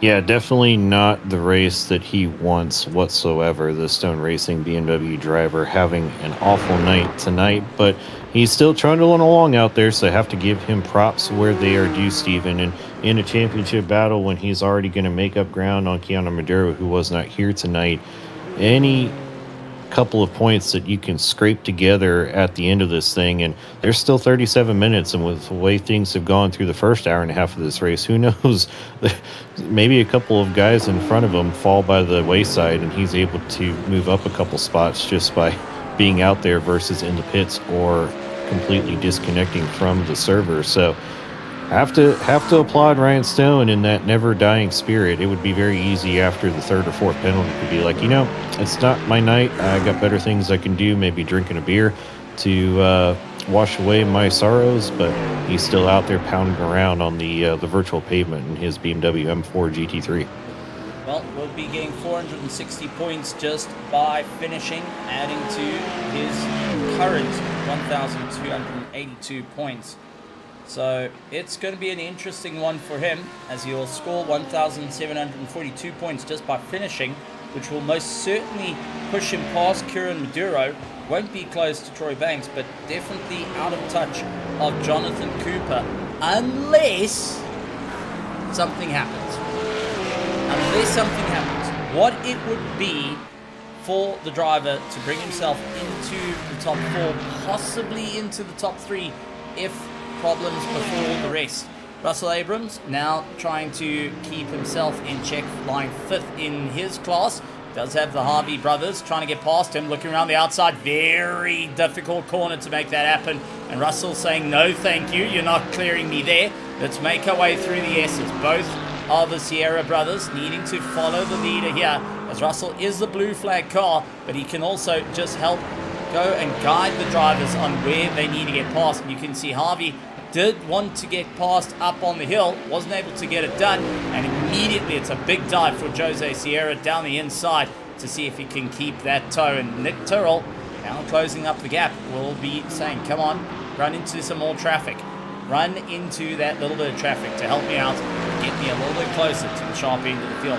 He wants to finish on the podium tonight. He's absolutely clawing away to get it done and dusted. But let's talk about the fastest lap time of the race. It's a 1:18.19 on the last lap for Ryan Anderson, but the fastest lap was a 1:18.07, nearly down into the 1:17s for the HPR car. He finds himself out there giving it everything he can to move on forward. It's been in a little bit of a lonely race, as he's 13 seconds ahead of Ryan Tyler in second.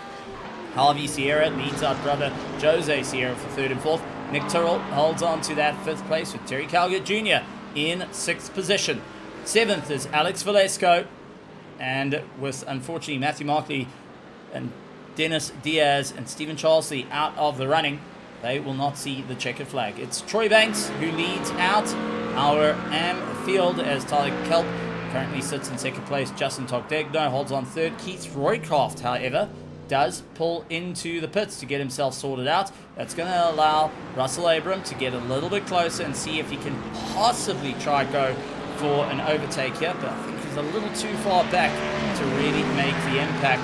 Stephen Maynard holds on for 6th position, as Joshua Suksi holds on for 7th. 8th is Ryan Stone, and unfortunately we did lose out Jonathan Cooper in this race. Yeah, gutting to see Cooper's race come to an end that way, as he was certainly challenging for the AM win here tonight. It is quite interesting, though. Tyler Kalp was all over the back of Troy Banks before the last pit cycle, but a 5-second difference in the box is the tail of the tape on that one, certainly accounting for the bulk majority of the 8 seconds that separate the McLaren from the Mustang. So I have to wonder if a little bit of divergence on pit strategy, perhaps the Mustang electing to take fresh tires, which may come to be of his benefit as we get to the final few laps of this race. And we'll be curious to see if Troy Banks elects to take tires on his potential second to last pit stop of the night, potentially last pit stop of the night. We'll see. But definitely interesting to see the ebb and flow of this race. Drivers that have been separate from one another for a long time suddenly find themselves battling for position, and then things kind of stretch back out a little bit like a slinky. So Terry Calgary Jr. and Nick Tyrrell, perfect example of that. Those two were inseparable for the first half of this race, and now 6 seconds separate them, as Nick Tyrrell has successfully gotten down under 3 seconds to the Sierra duo of Jose and Javi Sierra, the Ford and the Mustang, running nose to tail, as you see there, through 10A and 10B, up the hill down through turn 11. Starting to get to another round of pit stops, I think, just based on the 14-15 lap intervals that we had. Last pit stops for the bulk of cars was on lap 50-51. So closing in on that pit window opening up for our field.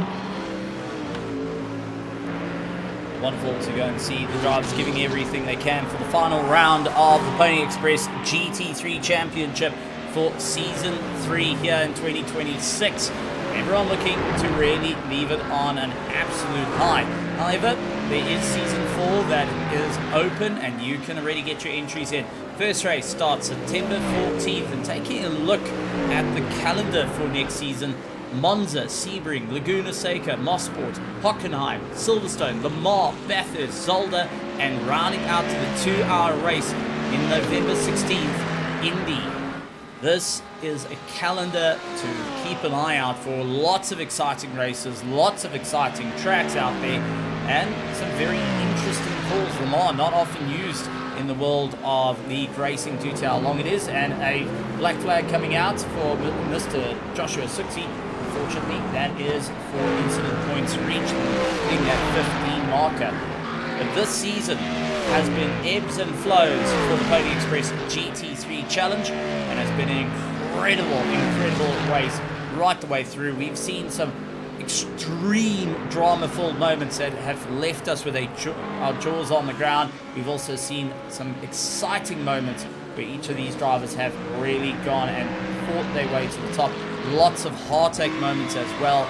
Brian, if we have to think about it, it's been 10 rounds of some incredible racing, and I've got to say it's become a big staple of my mornings here in South Africa, just to keep an eye on the Pony Express battles, keep an eye on the championship, trying to guess who's going to have the upper hand, who's going to be able to save the most fuel, what are the tracks going to do. The combination we had this season was absolutely manic and was incredible to go and see. If you think about it, we went from Daytona International Speedway, Algarve International, we went to Spa, we went to Mugello, Mid-Ohio, Long Beach, Fuji, Hockenheim, Virginia, and ending it here at Road Atlanta for a 2-hour race. This has just been an incredible season worth of racing. And looking at the calendar for next season that's coming up, it's even better by the looks of it. Yeah, absolutely. Starting off the season strong at Monza, then hopping across over to, you got to respect the bumps at Sebring. Then it's the recently rescanned and repaved Laguna Seca, which is going to be some very fast, tight racing.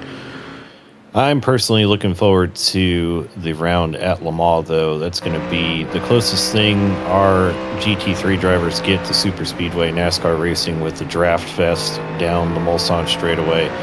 That's going to be a great race for certain. And then if you don't enjoy your drafting tracks, well, you go and tame the mountain the next week out at Bathurst, and Bathurst is always fun in a GT3 car.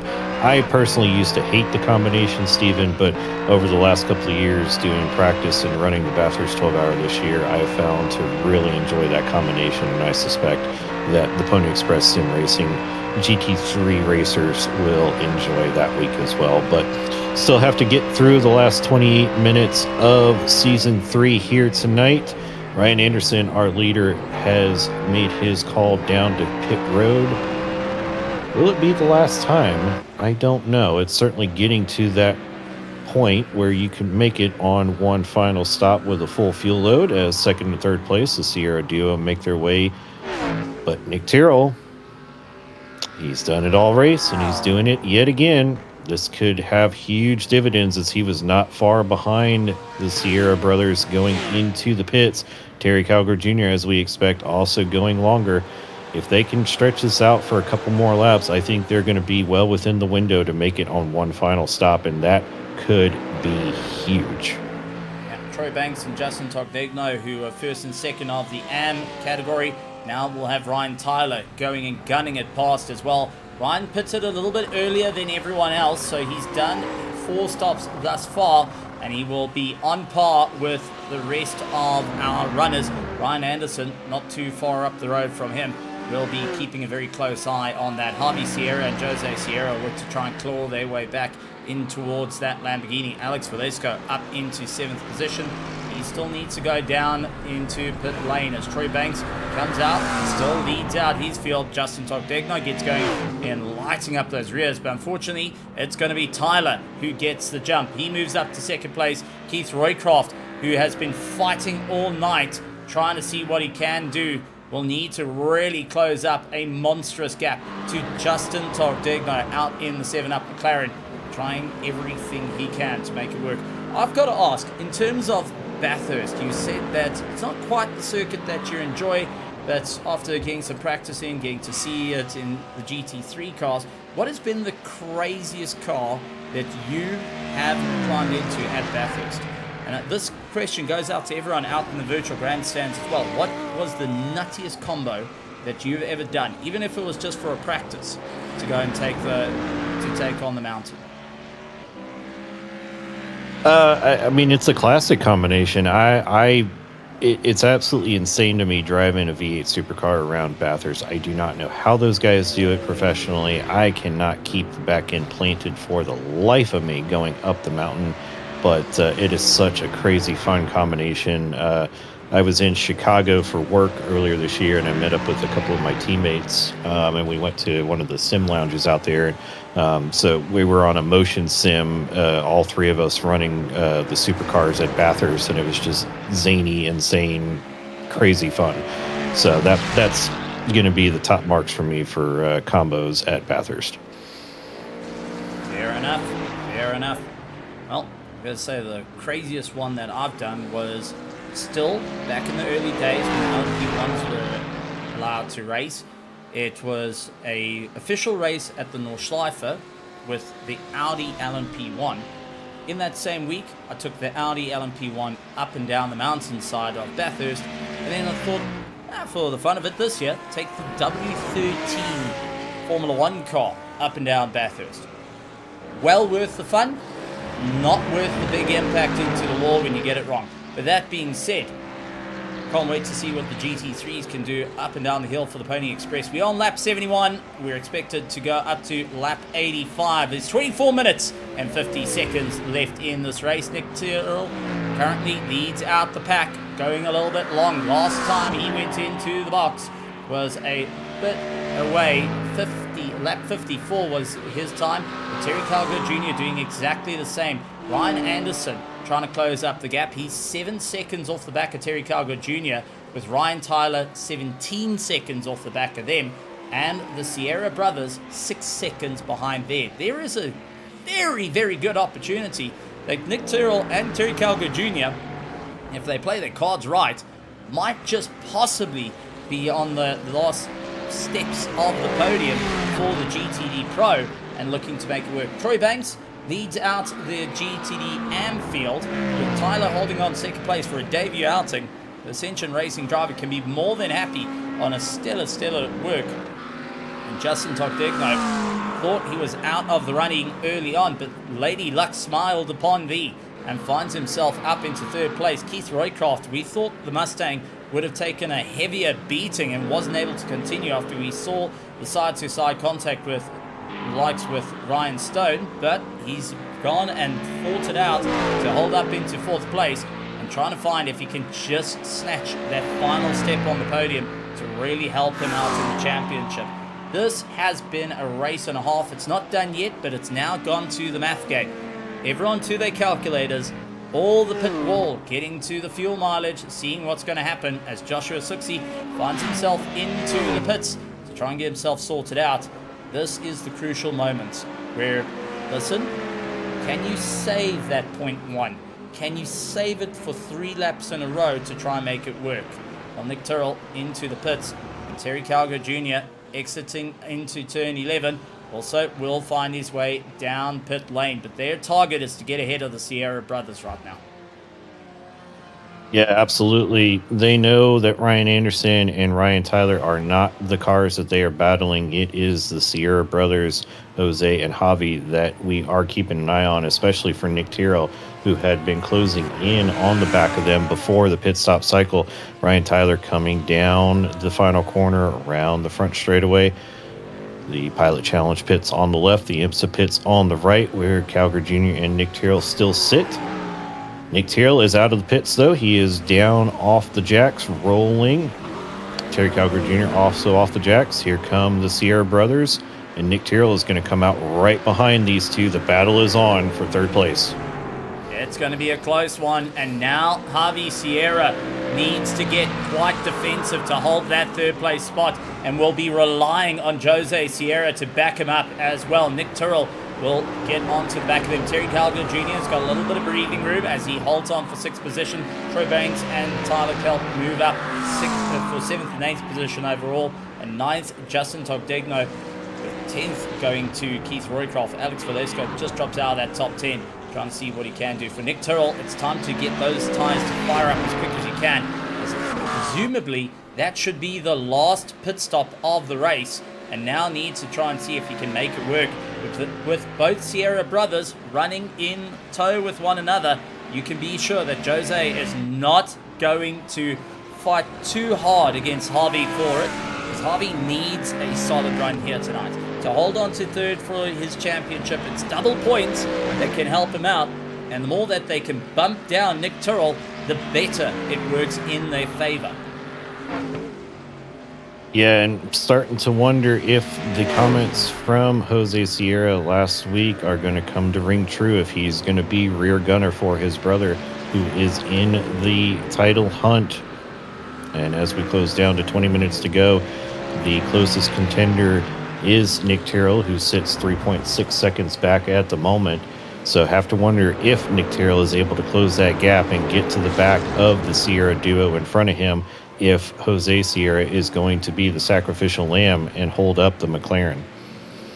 It's always a numbers game, and it's always going to come down to how it works. The teammate is something you don't get to think is a strong capability, but here tonight it's most certainly going to be the case of how they're going to help each other out, where they need to help each other out, and also the way they've been fighting with close proximity to one another. Jose Sierra has got to be very careful not to make a mistake, otherwise he will land flat bang into that Mustang, and unfortunately might just land up with his brother venturing off into the distance. So got to be extremely careful on how the race is done and where exactly they'll be able to keep it going.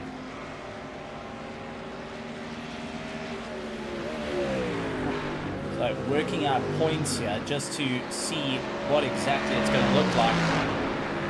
By all standpoints, if Javi Sierra finishes up in 3rd, he will sit with 2,686 points at the end of this race. For Nick Tyrrell, if he stays in that 5th position, he'll finish up on 2,459 points. That gap, unfortunately, a little too big, and we'll have to think, okay, I need to try and get rid of Jose Sierra to ensure I can close up the gap, and that 227 points by the end of this race to see if he can stay in for the contention, possibly to look at 3rd place here, if Javi Sierra does land up with some misfortune. Yeah, that's what it's going to come down to. And as we said, not only are our drivers having to manage fuel usage, manage the tire wear, but they're doing those live point calculations as well. They had an idea coming into tonight's race of where they needed to finish and where their competition needed to finish as well. So they're going to know how things are working out either in their favor or against them. But as we close in under 20 minutes of this 2-hour race, this endurance race certainly has shaken things up. How shaken is it going to be? I don't know if it's going to be quite James Bond Martini level of shaken, but we will see once the final point calculations get completed. But the objective is simple. If you're Javi Sierra, keep running where you're running, maximize the points that you can gain. Hope your competitors and Nick Tyrrell and Terry Calgar Jr. run into trouble, but you can't control that. You can only control what is between you and the steering wheel of your Ford Mustang GT3. Nick Tyrrell trying his absolute best to hold on to a solid run at the moment, and will be finding himself in that 2nd place in the championship. Will be a little bit further up, but unfortunately it is going to be a bit of pain to keep Javi Sierra behind them at this stage of the game. Let's see what he can do to move on forward. For Anderson, it's been an incredible drive. Since joining up a little bit earlier this season, he has been on another level. fighting against the rest of the field. And also with our AM drivers like Troy Banks and Ty Kelp, two of them have shared a bit of paint now to find themselves 5 seconds adrift. Tyler going and making his debut here, going and putting on a phenomenal show for the Ascension Racing. It's been around for quite some time across the world of sim racing. Whether you've been involved in iRacing or ACC, the team has most certainly grown in leaps and bounds and has raced in all sorts of big special events and across many different leagues. Now trying to see what they can do here in the Pony Express. Justin Togdegno in 3rd place, 9th overall, has been on a solid drive to make up a few points in the championship. And after a little bit of elbow rubbing early on in this race, he's managed to just hold steady on that 3rd place, keeping it consistent.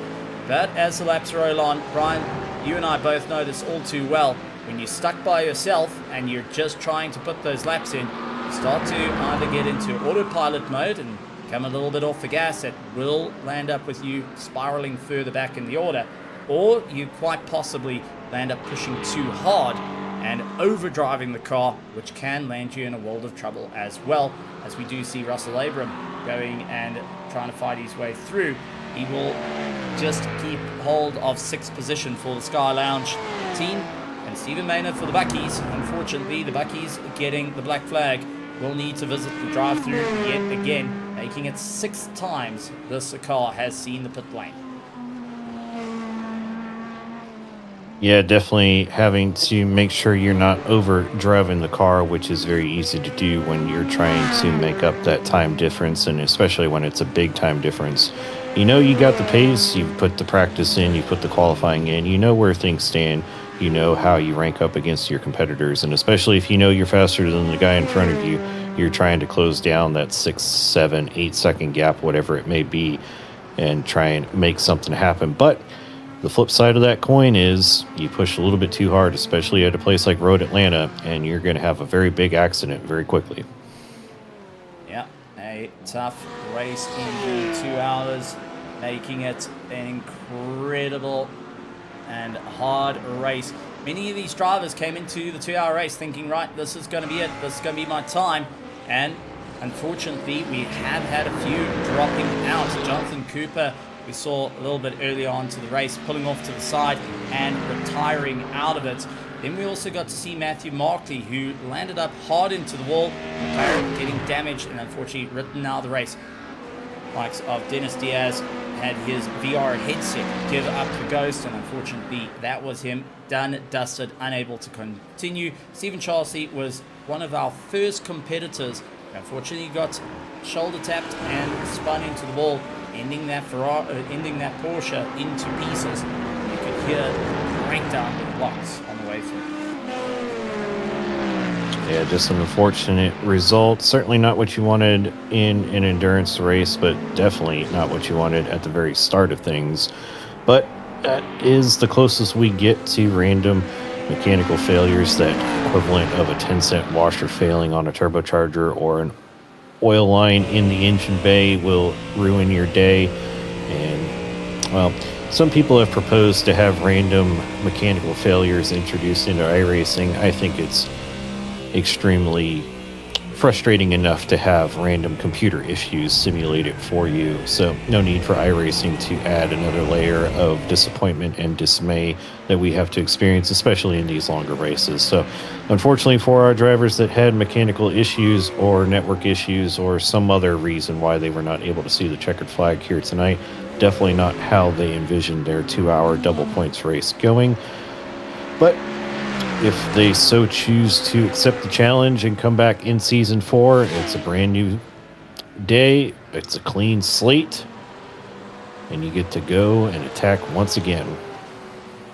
Terry Calgar Jr. going to be more than happy to say that he's walking away with the championship here tonight in the pro field. As dominating run on his part to really fight his way through. Nick Tyrrell just ahead of him, lying roughly about 8 seconds. Troy Banks has been on an absolute tear through to move on forward as Keith Roycroft pulls into the pits. And I mean, an absolute monster of a run from each of these competitors, really fighting their way through. And folks, if you're just joining us, welcome to the last 12 minutes of this incredible round 10, the final round of the Pony Express GT3 Championship Season 3. And our drivers have been digging deep in this 2-hour race. Double points for wherever you finish, and they do run the IMSA style points, which means it makes things a bit interesting because you're running in the hundreds of points for each position, not tens. So you're working with 3 digits instead of 2 to ultimately fight it out for the top space. But that being said, it's all about going and maximizing your time. As one driver, oh, my heart goes out to him, Ryan Stone, another drive-through penalty for picking up a track limit. Ryan, I've got to say, has had some of the worst luck in this race. I know we've had people, unfortunately, out due to mechanical failures and out of the race, but Ryan has been making friends with this black flag more than anything during the course of this race. But you got to give it up to the driver to still keep your foot in it, to still keep on going. This will be the 7th time he heads down pit lane, and after all of that, he's still going to see it straight through to the end. He's going to see that checkered flag regardless of what happens, and still looking to try and bring in some of the points for the championship. I mean, Ryan Stone was running 6th in the championship, and most certainly he's going to lose touch of Troy Banks, and he's trying to keep ahead of Justin Togdegno in the championship. However, it has been a monster for the chap. And talking about Justin Togdegno, he's keeping a stellar drive out there, but it's Velasco that gets a black flag penalty, and that's going to be a drive-through for him. 7th in the class at the moment, last of the runners for the pro field, but finding himself last of the top 10. Going to slip down as Keith Roycroft is going to be more than happy to take a 10th overall despite having a difficult evening here tonight. And for Velasco, he's fought it out, he's given it everything he can, but this drive-through will make it his 5th time down pit lane. Everyone else has so far done their final pit stops, and now it comes down to who can just circulate that a little bit more. Times have definitely come down for Ryan Tyler, 1:19.2. Sierra, on both Sierra brothers, they're sitting in the 19s, but it's Ryan Anderson who keeps pushing, 1:18.51 on that last lap.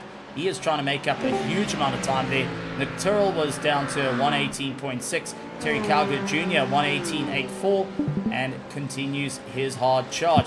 Terry Kelp finds himself with 1:18.8 in second place, which is faster than Troy Banks, who's managed to get down to 1:19.3, fastest on this new stint that he's managed to get going and seeing what he can do to move on forward. However, it is a close battle coming down to it.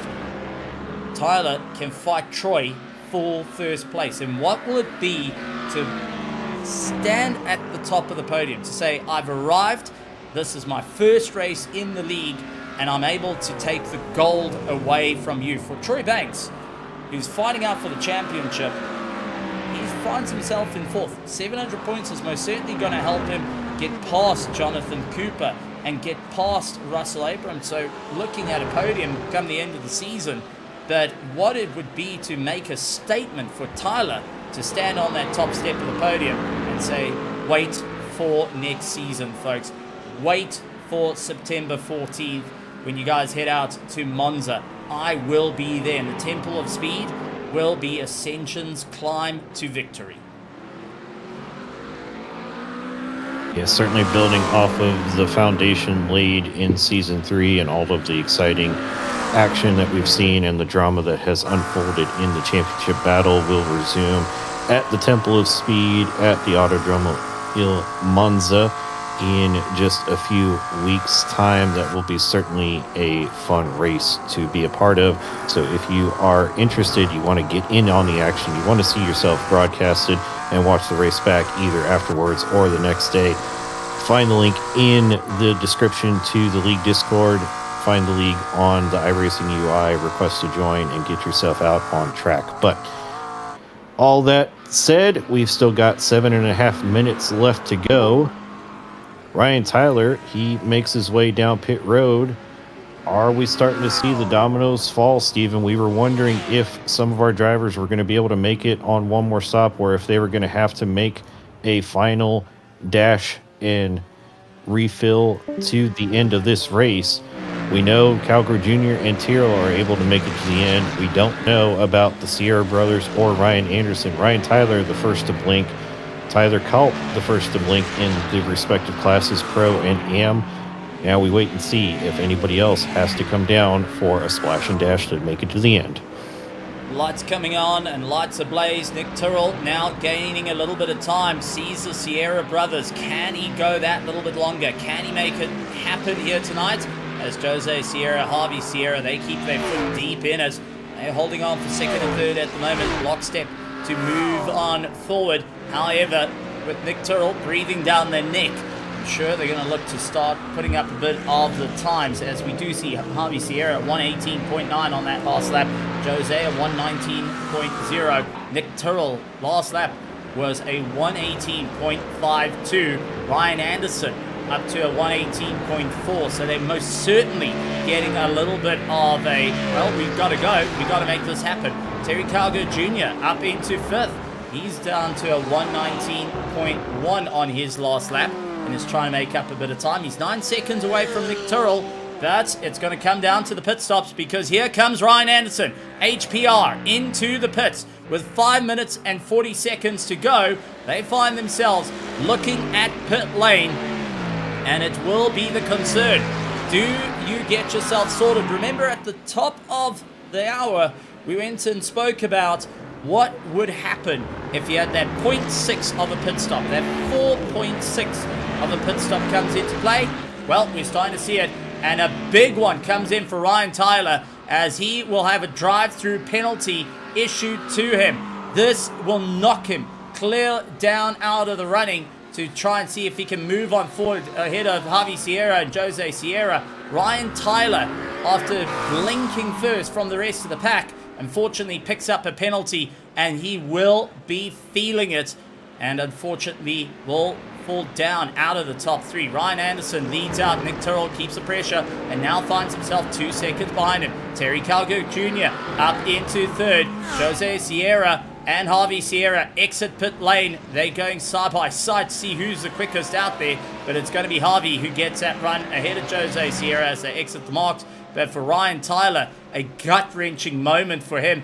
If all played out well, fourth place would have been on the cards for him, but a drive-through penalty snatches that away just by putting a wheel wrong, and hitting that 15X throws him down the order. Troy Banks and Tyler keep themselves out for first and second in the class, with Justin Togdegno coming up in third place. He's going to be happy on that one.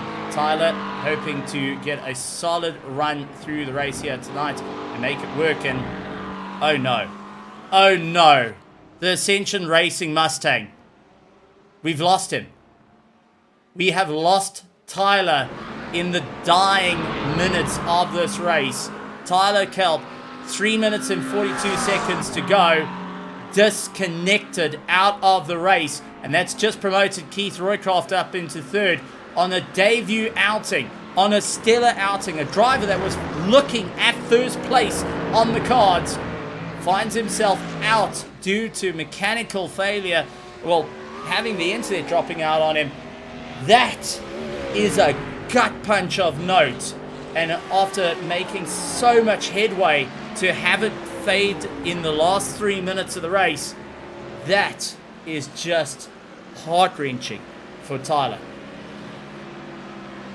Yeah, we were just talking about how internet connections or computer issues simulate real-life mechanical failures, and similar to Toyota on the last lap of the 2016 24 Hours of Le Mans, an absolute gut-wrenching change in the action there for Tyler Kalp. Certainly not what he wanted to see, certainly not what we wanted to see, as he was having a fantastic race. Certainly same couldn't be said for Jose and Javi Sierra as well, having to make the splash at the end to make it to the end of the race. They have given up the podium positions to Nick Tyrrell and Terry Calgar Jr., our fuel maestros, seemingly pulling another one out of the bag to be able to snatch podium here tonight. This, I think, is going to be enough to seal the deal in the favor of Calgary Jr. Ryan Tyler finally coming down to serve that drive-through penalty that he had on the books. So that's going to demote him even further down the order. But unfortunately for the Mustang driver of Javi Sierra, the 979, that I think is going to seal the championship against any progress he could have made up the order. But the battle is still on between Nick Tyrrell and Terry Calgary Jr. I'm not sure one position is going to be enough for Nick Tyrrell to jump him. We're going to have to see what the calculation is at the end. But either way, 1:32 on the clock. We got maybe 2 laps left to go. I don't know if Tyrrell and Calgary Jr. will have enough to make it to the end, but certainly the pressure has been taken off as they've got 17 plus seconds in hand. White flag is out for our leader, though. Ryan Anderson, he has nothing to worry about. He's come down, made his splash of fuel, and resumed back in the dominating position he's maintained all race. The only time he hasn't been in the lead is when pit cycles were happening, but for all intents and purposes, the most dominant performance of the season, I would say, Stephen. Certainly here tonight, leading from pole position, building up massive leads, able to make that final pit stop and come out with the lead. I would vote this is probably the most commanding performance we've seen. Now, absolutely been a monstrous run on his part, and as we follow him through to the very end, he's down the straightaway. He sees Alex Velasco saying, "Thank you very much, buddy. Mind if I clear on through?" A solid bit of work done for the driver, and what a absolutely phenomenal run.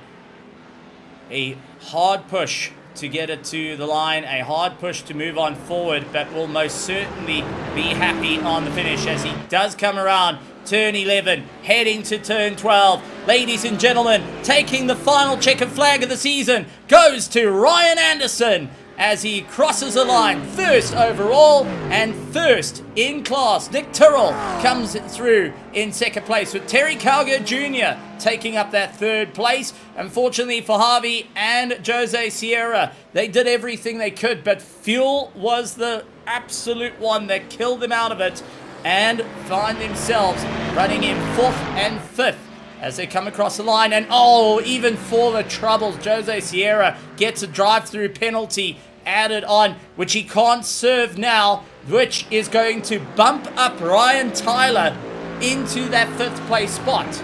So for Jose Sierra, a drive-through, that little tap against his brother, has just cost him 5th place, and Ryan will take up the top 5 after all that. Troy Banks comes across the line in 1st place for the GTD AM, with Justin Togdegno taking up 2nd. Keith Roycroft will take up 3rd, with Russell Abram in 4th. Steve Maynard, Joshua Suksi going and rounding out the runners. Unfortunately, Tyler Kelp disconnecting, and Ryan Stone wasn't able to go and get past Tyler Kelp, but did see the end of the race. Wow, oh wow. What a race. And doing a bit of math here, it was only a very, very close run. 20 points by the end of the race between Nick Tyrrell and Terry Calgary Jr., with the championship falling in favor of Terry by 20 points. What a race. What a time. What excitement. And what a complete huge amount of fun. And with that being said, let's take a look at our results, folks, because it was a great one coming in for the GTD AM as they came across the line. Troy Banks takes the victory here tonight ahead of Justin Togdegno. Keith Roycroft will take up that 3rd place spot.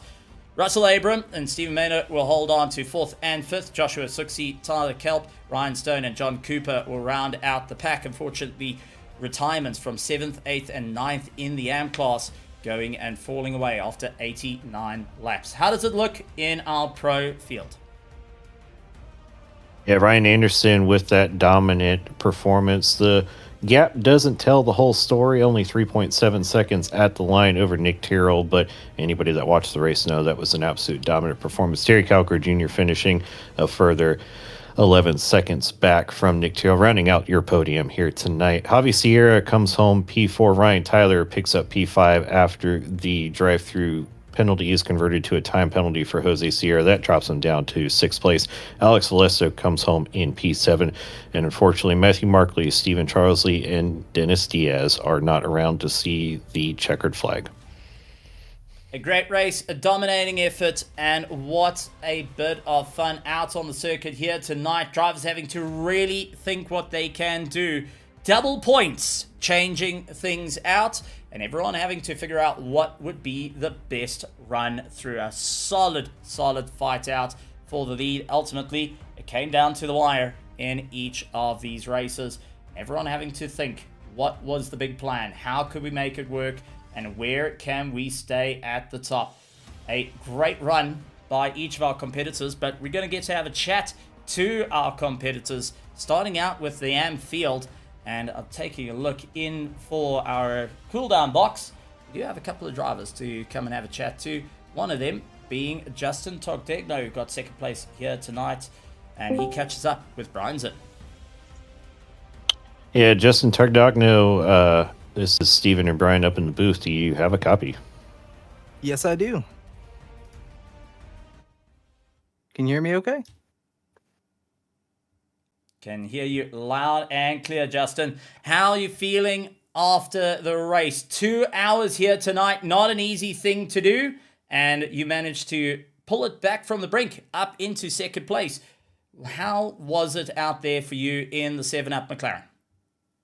It was a fun race. There were definitely some sketchy moments, especially early on. That track was didn't have a lot of grip in it. There were a few off tracks that were unfortunate.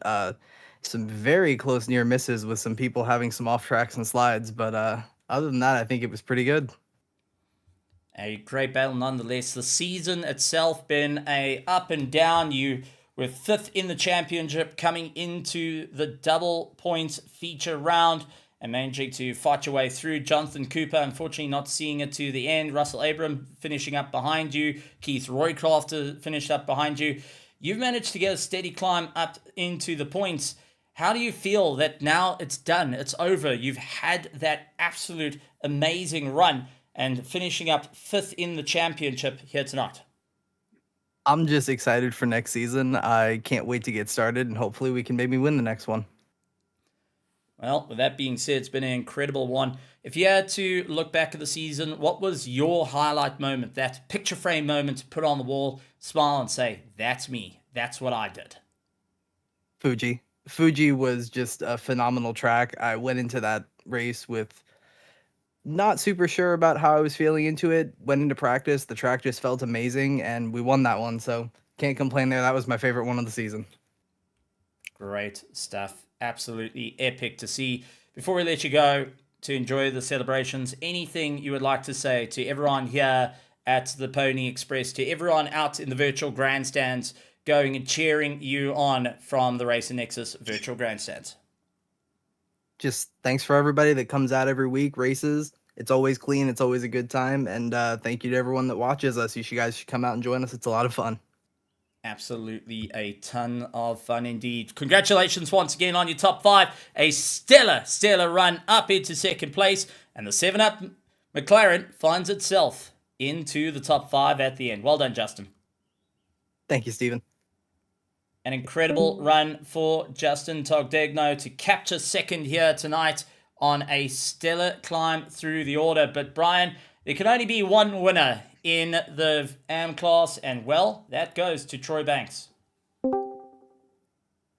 Absolutely. Troy Banks, your winner here tonight in the AM class. Certainly had to fight for it, though, at periods throughout the race. But Troy, walking away with the win tonight, how did the race work out compared to what your strategy was going into things? Man, I really didn't think about it. I just wanted to finish, actually. And I was kind of shocked to be that far up in the grid after qualifying, and and I just keep it clean. But that what was his name that was behind me? He was closing in Tyler.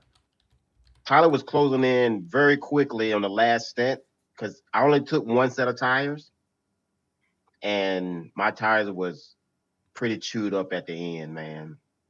But I like just it's home race for me, so I was like, let's just keep it together and try to come out on at the end. Yeah, definitely. You said it yourself earlier in the week that you've had a pretty rough season that took you out of the championship contention. But based on our rough math between Steven and I, it looks like you come home P4 in the championship. Is it a case of what could have been, or are you pretty happy to come home with that position? No, like I said, what like you said, what could have been like if my headset didn't I didn't have them issues because I think Mid Ohio I was running like second, maybe could have took the lead at the end and I disconnected. Uh, I think VIR I disconnected and I was actually leading in VR or was I in a disconnected. So yeah, it's been a rough season. Like I say, I'm happy to come in fourth. But without them disconnections, I probably could have finished second, maybe third. Yeah, totally relate to that. But the end of one season means the start of another one. Season 4 coming up in a few weeks. I guess two-part question. Are you going to be back next season? And what are your aspirations going to be? Yeah, I'll be back next season. I'm going for the gold next season. You know, I'm trying to take it all the way. Try to take it to Keith. He's a strong driver, but I'm gonna try to take it to him. Absolutely. Well, we've certainly enjoyed calling you from up here on the booth all season. Before we let you get out of here and enjoy your race victory tonight, any folks you'd love to give a shout out to? Um, just the guys that run the league, Terry, Nick, you guys for the great broadcasting, and all the guys in the league. Like, I mean, good group of guys, respectful racers. I enjoy racing with these guys. Well, congratulations again on your victory here tonight. As you said, your home track coming away with the win. So we will let you get out of here and celebrate. All right, thank y'all. A solid run for our competitors. GTDM rounds off with Keith Roycroft in first place, 176 points ahead of Russell Abram in second, and Jonathan Cooper will manage to hold on to third place, 24 points ahead of Troy Banks at the end of it. With that being said, we're going to take a look over to the pros. And the first one I want to bring in, Brian, before we head over to the championship standings for it, let's talk to our race winner here tonight. A dominating effort on his part to put the HPR BMW up to the sharp end of the field. Let's have a chat to Ryan Anderson. Ryan, welcome to the commentary box. A stellar race on your part. You got the victory here tonight. 2 hours of dominating run. And, well, you made an impact going and flying in. You've done 3 races in this championship. You take a solid run up through the order. You managed to get 7th in the championship by the end of the season. How are you feeling? Oh, I feel great. Coming into this league, I was really looking for other leagues to race in throughout the week, and it just so happens that this league that races on Mondays just works out perfectly for my schedule. And yeah, I've been enjoying it. Fixed setups, the tracks have been good, and the people I've been racing with very competitive. It's been very fun. So and I've been proud with my performance as well. And this race was definitely not an easy one. It was a long one. So it took a lot of commitment and a lot of concentration to win this. So feel great ending the season with a win. Well, you most certainly took the fight to the sharp end of the field and managed to, once again, find yourself up onto the podium spot. Taking a look towards next season coming up and the variety of tracks, and after your performance this season, are we looking to see the BMW, the HPR BMW, returning to the circuit and trying to take home the gold for the entirety of the season? You will probably see the HPR BMW return. Definitely looking forward to next season. I think we have a 1 week break, but yeah, definitely looking forward to it. Feel confident and yeah, just feel happy. Feel great to be racing here. So, yeah, just been enjoying it. Well, absolutely incredible stuff. Anything you would like to say to the grandstands before we let you go to enjoy the celebrations after taking the final checkered flag of the season?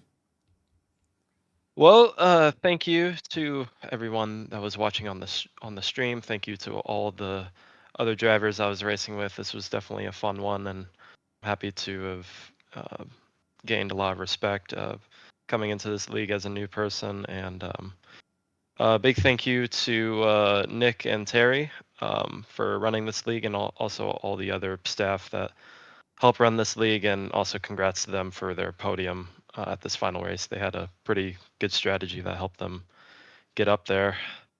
And thank you to High Point Racing, my team, for letting me run their livery in these other leagues, promoting them. And I don't know if I have a QR code on that livery, but we do run our league. We do run on Tuesdays, Thursdays, and Sundays for anyone that would like to join. It's just High Point Racing on Discord. And thank you to Racer Nexus, and thank you to you guys, the broadcasters, for streaming and putting this out there, and giving us something to watch back, and giving the fans something to watch. So a lot of people to thank. Absolutely well said. Ryan, we look forward to seeing you next season fighting out, and we look forward to seeing the BMW return for the gold. You did an absolutely stellar job here at Road Atlanta. Yeah, thanks guys. Take care.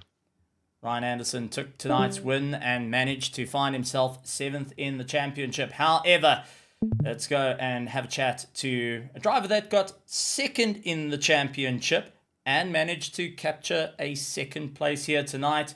The mystery machine himself, Nick Tyrrell. Nick, welcome to the commentary box. What a race for you, buddy. A fight out down to the wire, a real hard charge. 20 points by the end of the 2 hours separate you and Terry Calgar Jr. in the championship. You weren't able to get that top spot this time around, but most certainly took the fight to the sharp end of the field. Oh yeah, I was begging for something to happen, to have a car between me and Terry at the end there. But yeah, 20 points at the end of the season, where we're dealing with 300 to 700 and some points per race. I mean, that's about as close as you can get, and best you can ask for coming into the end of the season. Better than someone just being able to not even show up at the end of the season and still win or something. That's a good thing with the 2 hours and the double points. It still keeps some chances out there for folks. With that being said, how was this race? I mean, a double point feature is one thing, but a 2-hour race around a difficult circuit with some incredibly fast field. What was your game plan coming into this incredible final race of the season? Well, my game plan was kind of toast already at the beginning because I messed up my qualifying. I wrecked on the second flyer. So then trying to get the tires up to temp on the 3rd and 4th lap was less than optimal. So had to start P12 and just try to do everything I could, and just wasn't quite enough at the end there. Ryan was able to turn it on the last stint. He realized he was going to have to have us covered, or at least have me covered enough to come out in front. And then the Sierra boys, they had their own stuff, own strat going on too, and they weren't going to come out between me and Terry either. So it was just a matter of I needed something to happen to have someone between Terry and myself in the first 4 or 5 positions or so, and did everything possible except messed up the qualifying and didn't get the person between us. So it was very, very hard fought season. Terry and I always have very, very close fights, and it's sometimes you're the nail, sometimes you're the hammer, and 2 seasons in a row I've been the nail. So it is what it is. It's been a good fun race though. Well, it's been an incredible one, and you most certainly have built up fans from across the globe, that's for sure. Anything you would like to say to everyone here at the Pony Express Sim Racing, to the partners part of Pony Express, to the drivers, the teams that you've been able to fight out throughout the season, and most importantly, and I think you can agree with me, everyone out on the virtual grandstands cheering week in and week out right here on Racer Nexus? Oh yeah, for sure. Special thanks to everyone that comes out. If no one's coming out, just be maybe 2 of us driving around or something. So everyone that comes out week after week and makes it interesting and good racing. Everyone's getting a little bit better around each other, knowing everyone's tendencies and such. just good to keep that up. Good to have camaraderie and group racing. The broadcasting coordinating group that keeps everything together, to keeps people coming out to watching, and then our spouses, especially mine, and then just everything else. Yeah, just glad we have this outlet to come race and compete. Well, an absolutely stellar drive, and well done once again. A second place in the championship, a solid second place in tonight's race. The mystery machine itself finding a absolute huge amount of run. Nick, congratulations once again. We look forward to seeing you next season as you fight out for the gold. You've got 2 runner-ups so far, but I think before the end of the year, you're going to aim for the gold and walk away as a champion. Oh yeah. The fact I hadn't even won a single race this season too. If I could have somehow pulled that off without even winning a race, it would have been pretty wild as well. So it was kind of destined for Terry to get it. So it worked out all right. It worked out the way it's supposed to. Absolutely well done, Nick Tyrrell, taking up that second place and doing a fantastic job. But a driver that got third place here tonight climbed 4 places by the end of it and takes away the Pro Championship 20 points ahead, 2,849 points, and finds himself with the top spot, catching up with Brian Zinn. We got Terry Calgo Jr. How's it going, guys? Well, Terry, you certainly had to work for it there at the end of the season.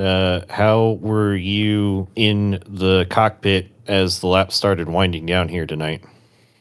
I kind of knew where I needed to be, and with the strategy I decided to run, which by coincidence, so did Nick.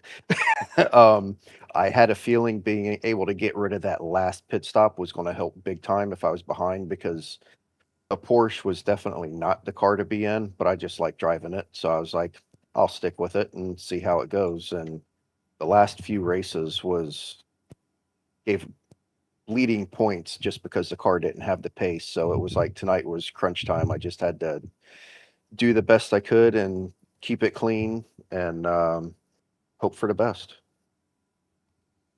Yeah, we were posturing up here in the booth, Steven and I, as the race started, if you guys would be kind of doing some real-time math as you're driving around to figure out where things were shaking out. But you guys, you and Nick both had everybody's number when it came to fuel strategy and pit stops, and that certainly worked in your favor tonight. Were you hoping that other folks would kind of push and have to make a splash at the end, or did you have a sense that others were going to be trying to fuel save?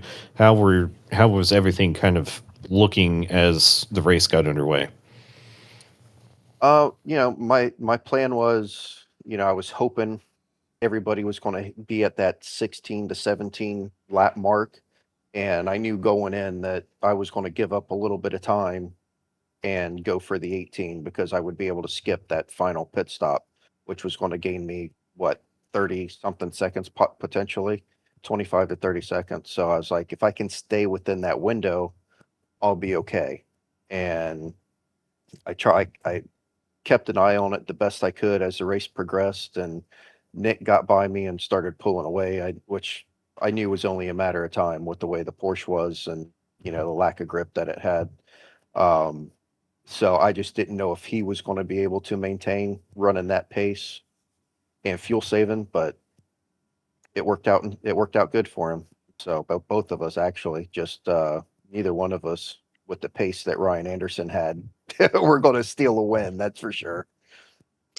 Yeah, absolutely. Ryan Anderson exploding on and showing his pace from the get-go. But you and Nick seemed to be lockstep for the first quarter, maybe third of the race. So definitely seemed like it was going to come down to who maybe wanted to gamble a little bit more on the pit stops. So unfortunate to hear the Porsche didn't quite have the pace of the McLaren, but that's the way it goes sometimes on iRacing. I think you know that better than anybody else. But back-to-back championships, how are things looking for you going into season 4? We'll see what iRacing gods have with the BOP. I'm going to stick with the Porsche regardless.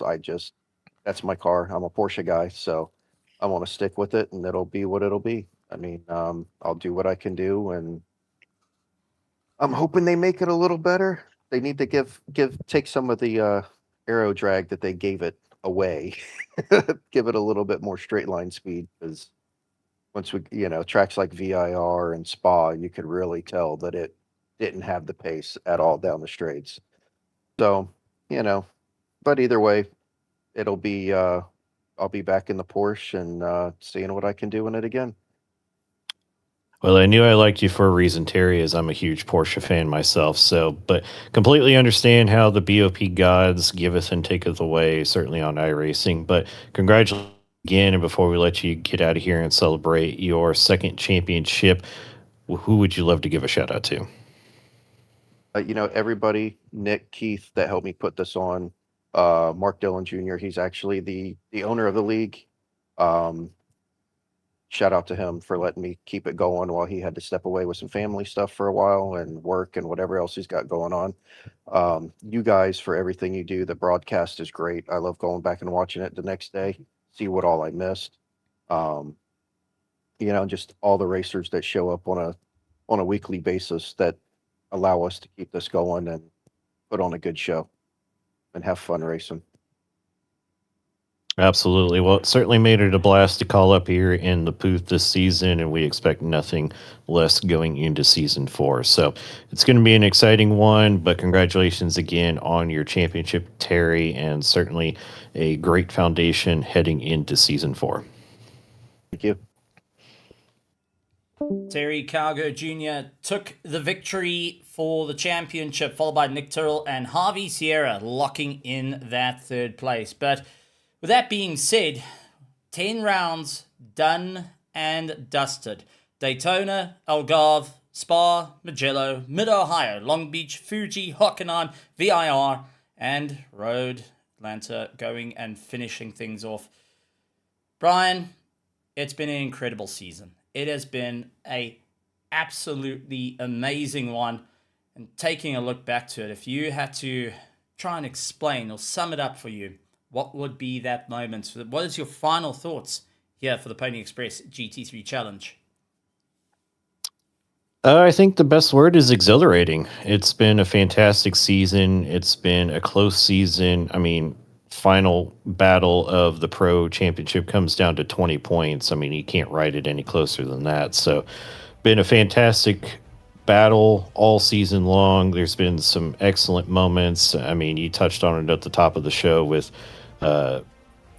Nick Tyrrell pulling out the one stopper at Mid-Ohio. I think you and I both still haven't picked our jaws up from that one on how he was able to pull it off. And, just scenarios like that really made things exciting throughout the season. And so as we turn our attention to season 4, the ante has been raised another notch with the arrival of Ryan Anderson, with Jose and Javi Sierra both. Terry Calgar Jr., he's going to have his hands full. Nick Tyrrell, he's going to have his hands full. The level of talent in the Pony Express League has been raised. Everybody has been put on notice at the end of this season. It's going to be a very exciting championship for season 4 in a few weeks' time. It's been an absolutely great one, and the next season, season 4, entries are live, and you can catch up on our Discord for the Pony Express GT3 Challenge, and maybe you can be the next champion. Folks, it's been an absolutely wonderful season. It's been absolutely wonderful to be here with you. A big thank you to Brian Zinn, my co-commentator, and has been the brains behind all the mathematical workouts here, trying to figure out, and one of the fastest commentators I know, going and putting on a great performance. A big shout out to the Pony Express. Thank you so much for having us here and being a part of the voices that go and call in the action week after week. A big thank you to all the sponsors involved, from AlienWards.net, J Cooper Electric, and also helping out the Pony Express. Our partners here at Racer Nexus with Apex Sim Racing and Track Cams for Gourmets. Next up, we've got tons happening on the channel, and you want to make sure you hit that subscribe button along with the bell notification icon. Tons of racing coming up this week, but for now, we say farewell to the Pony Express GT3 Challenge, and we'll see you guys returning back to the track. Monza, September 14th, but with a little bit of a change.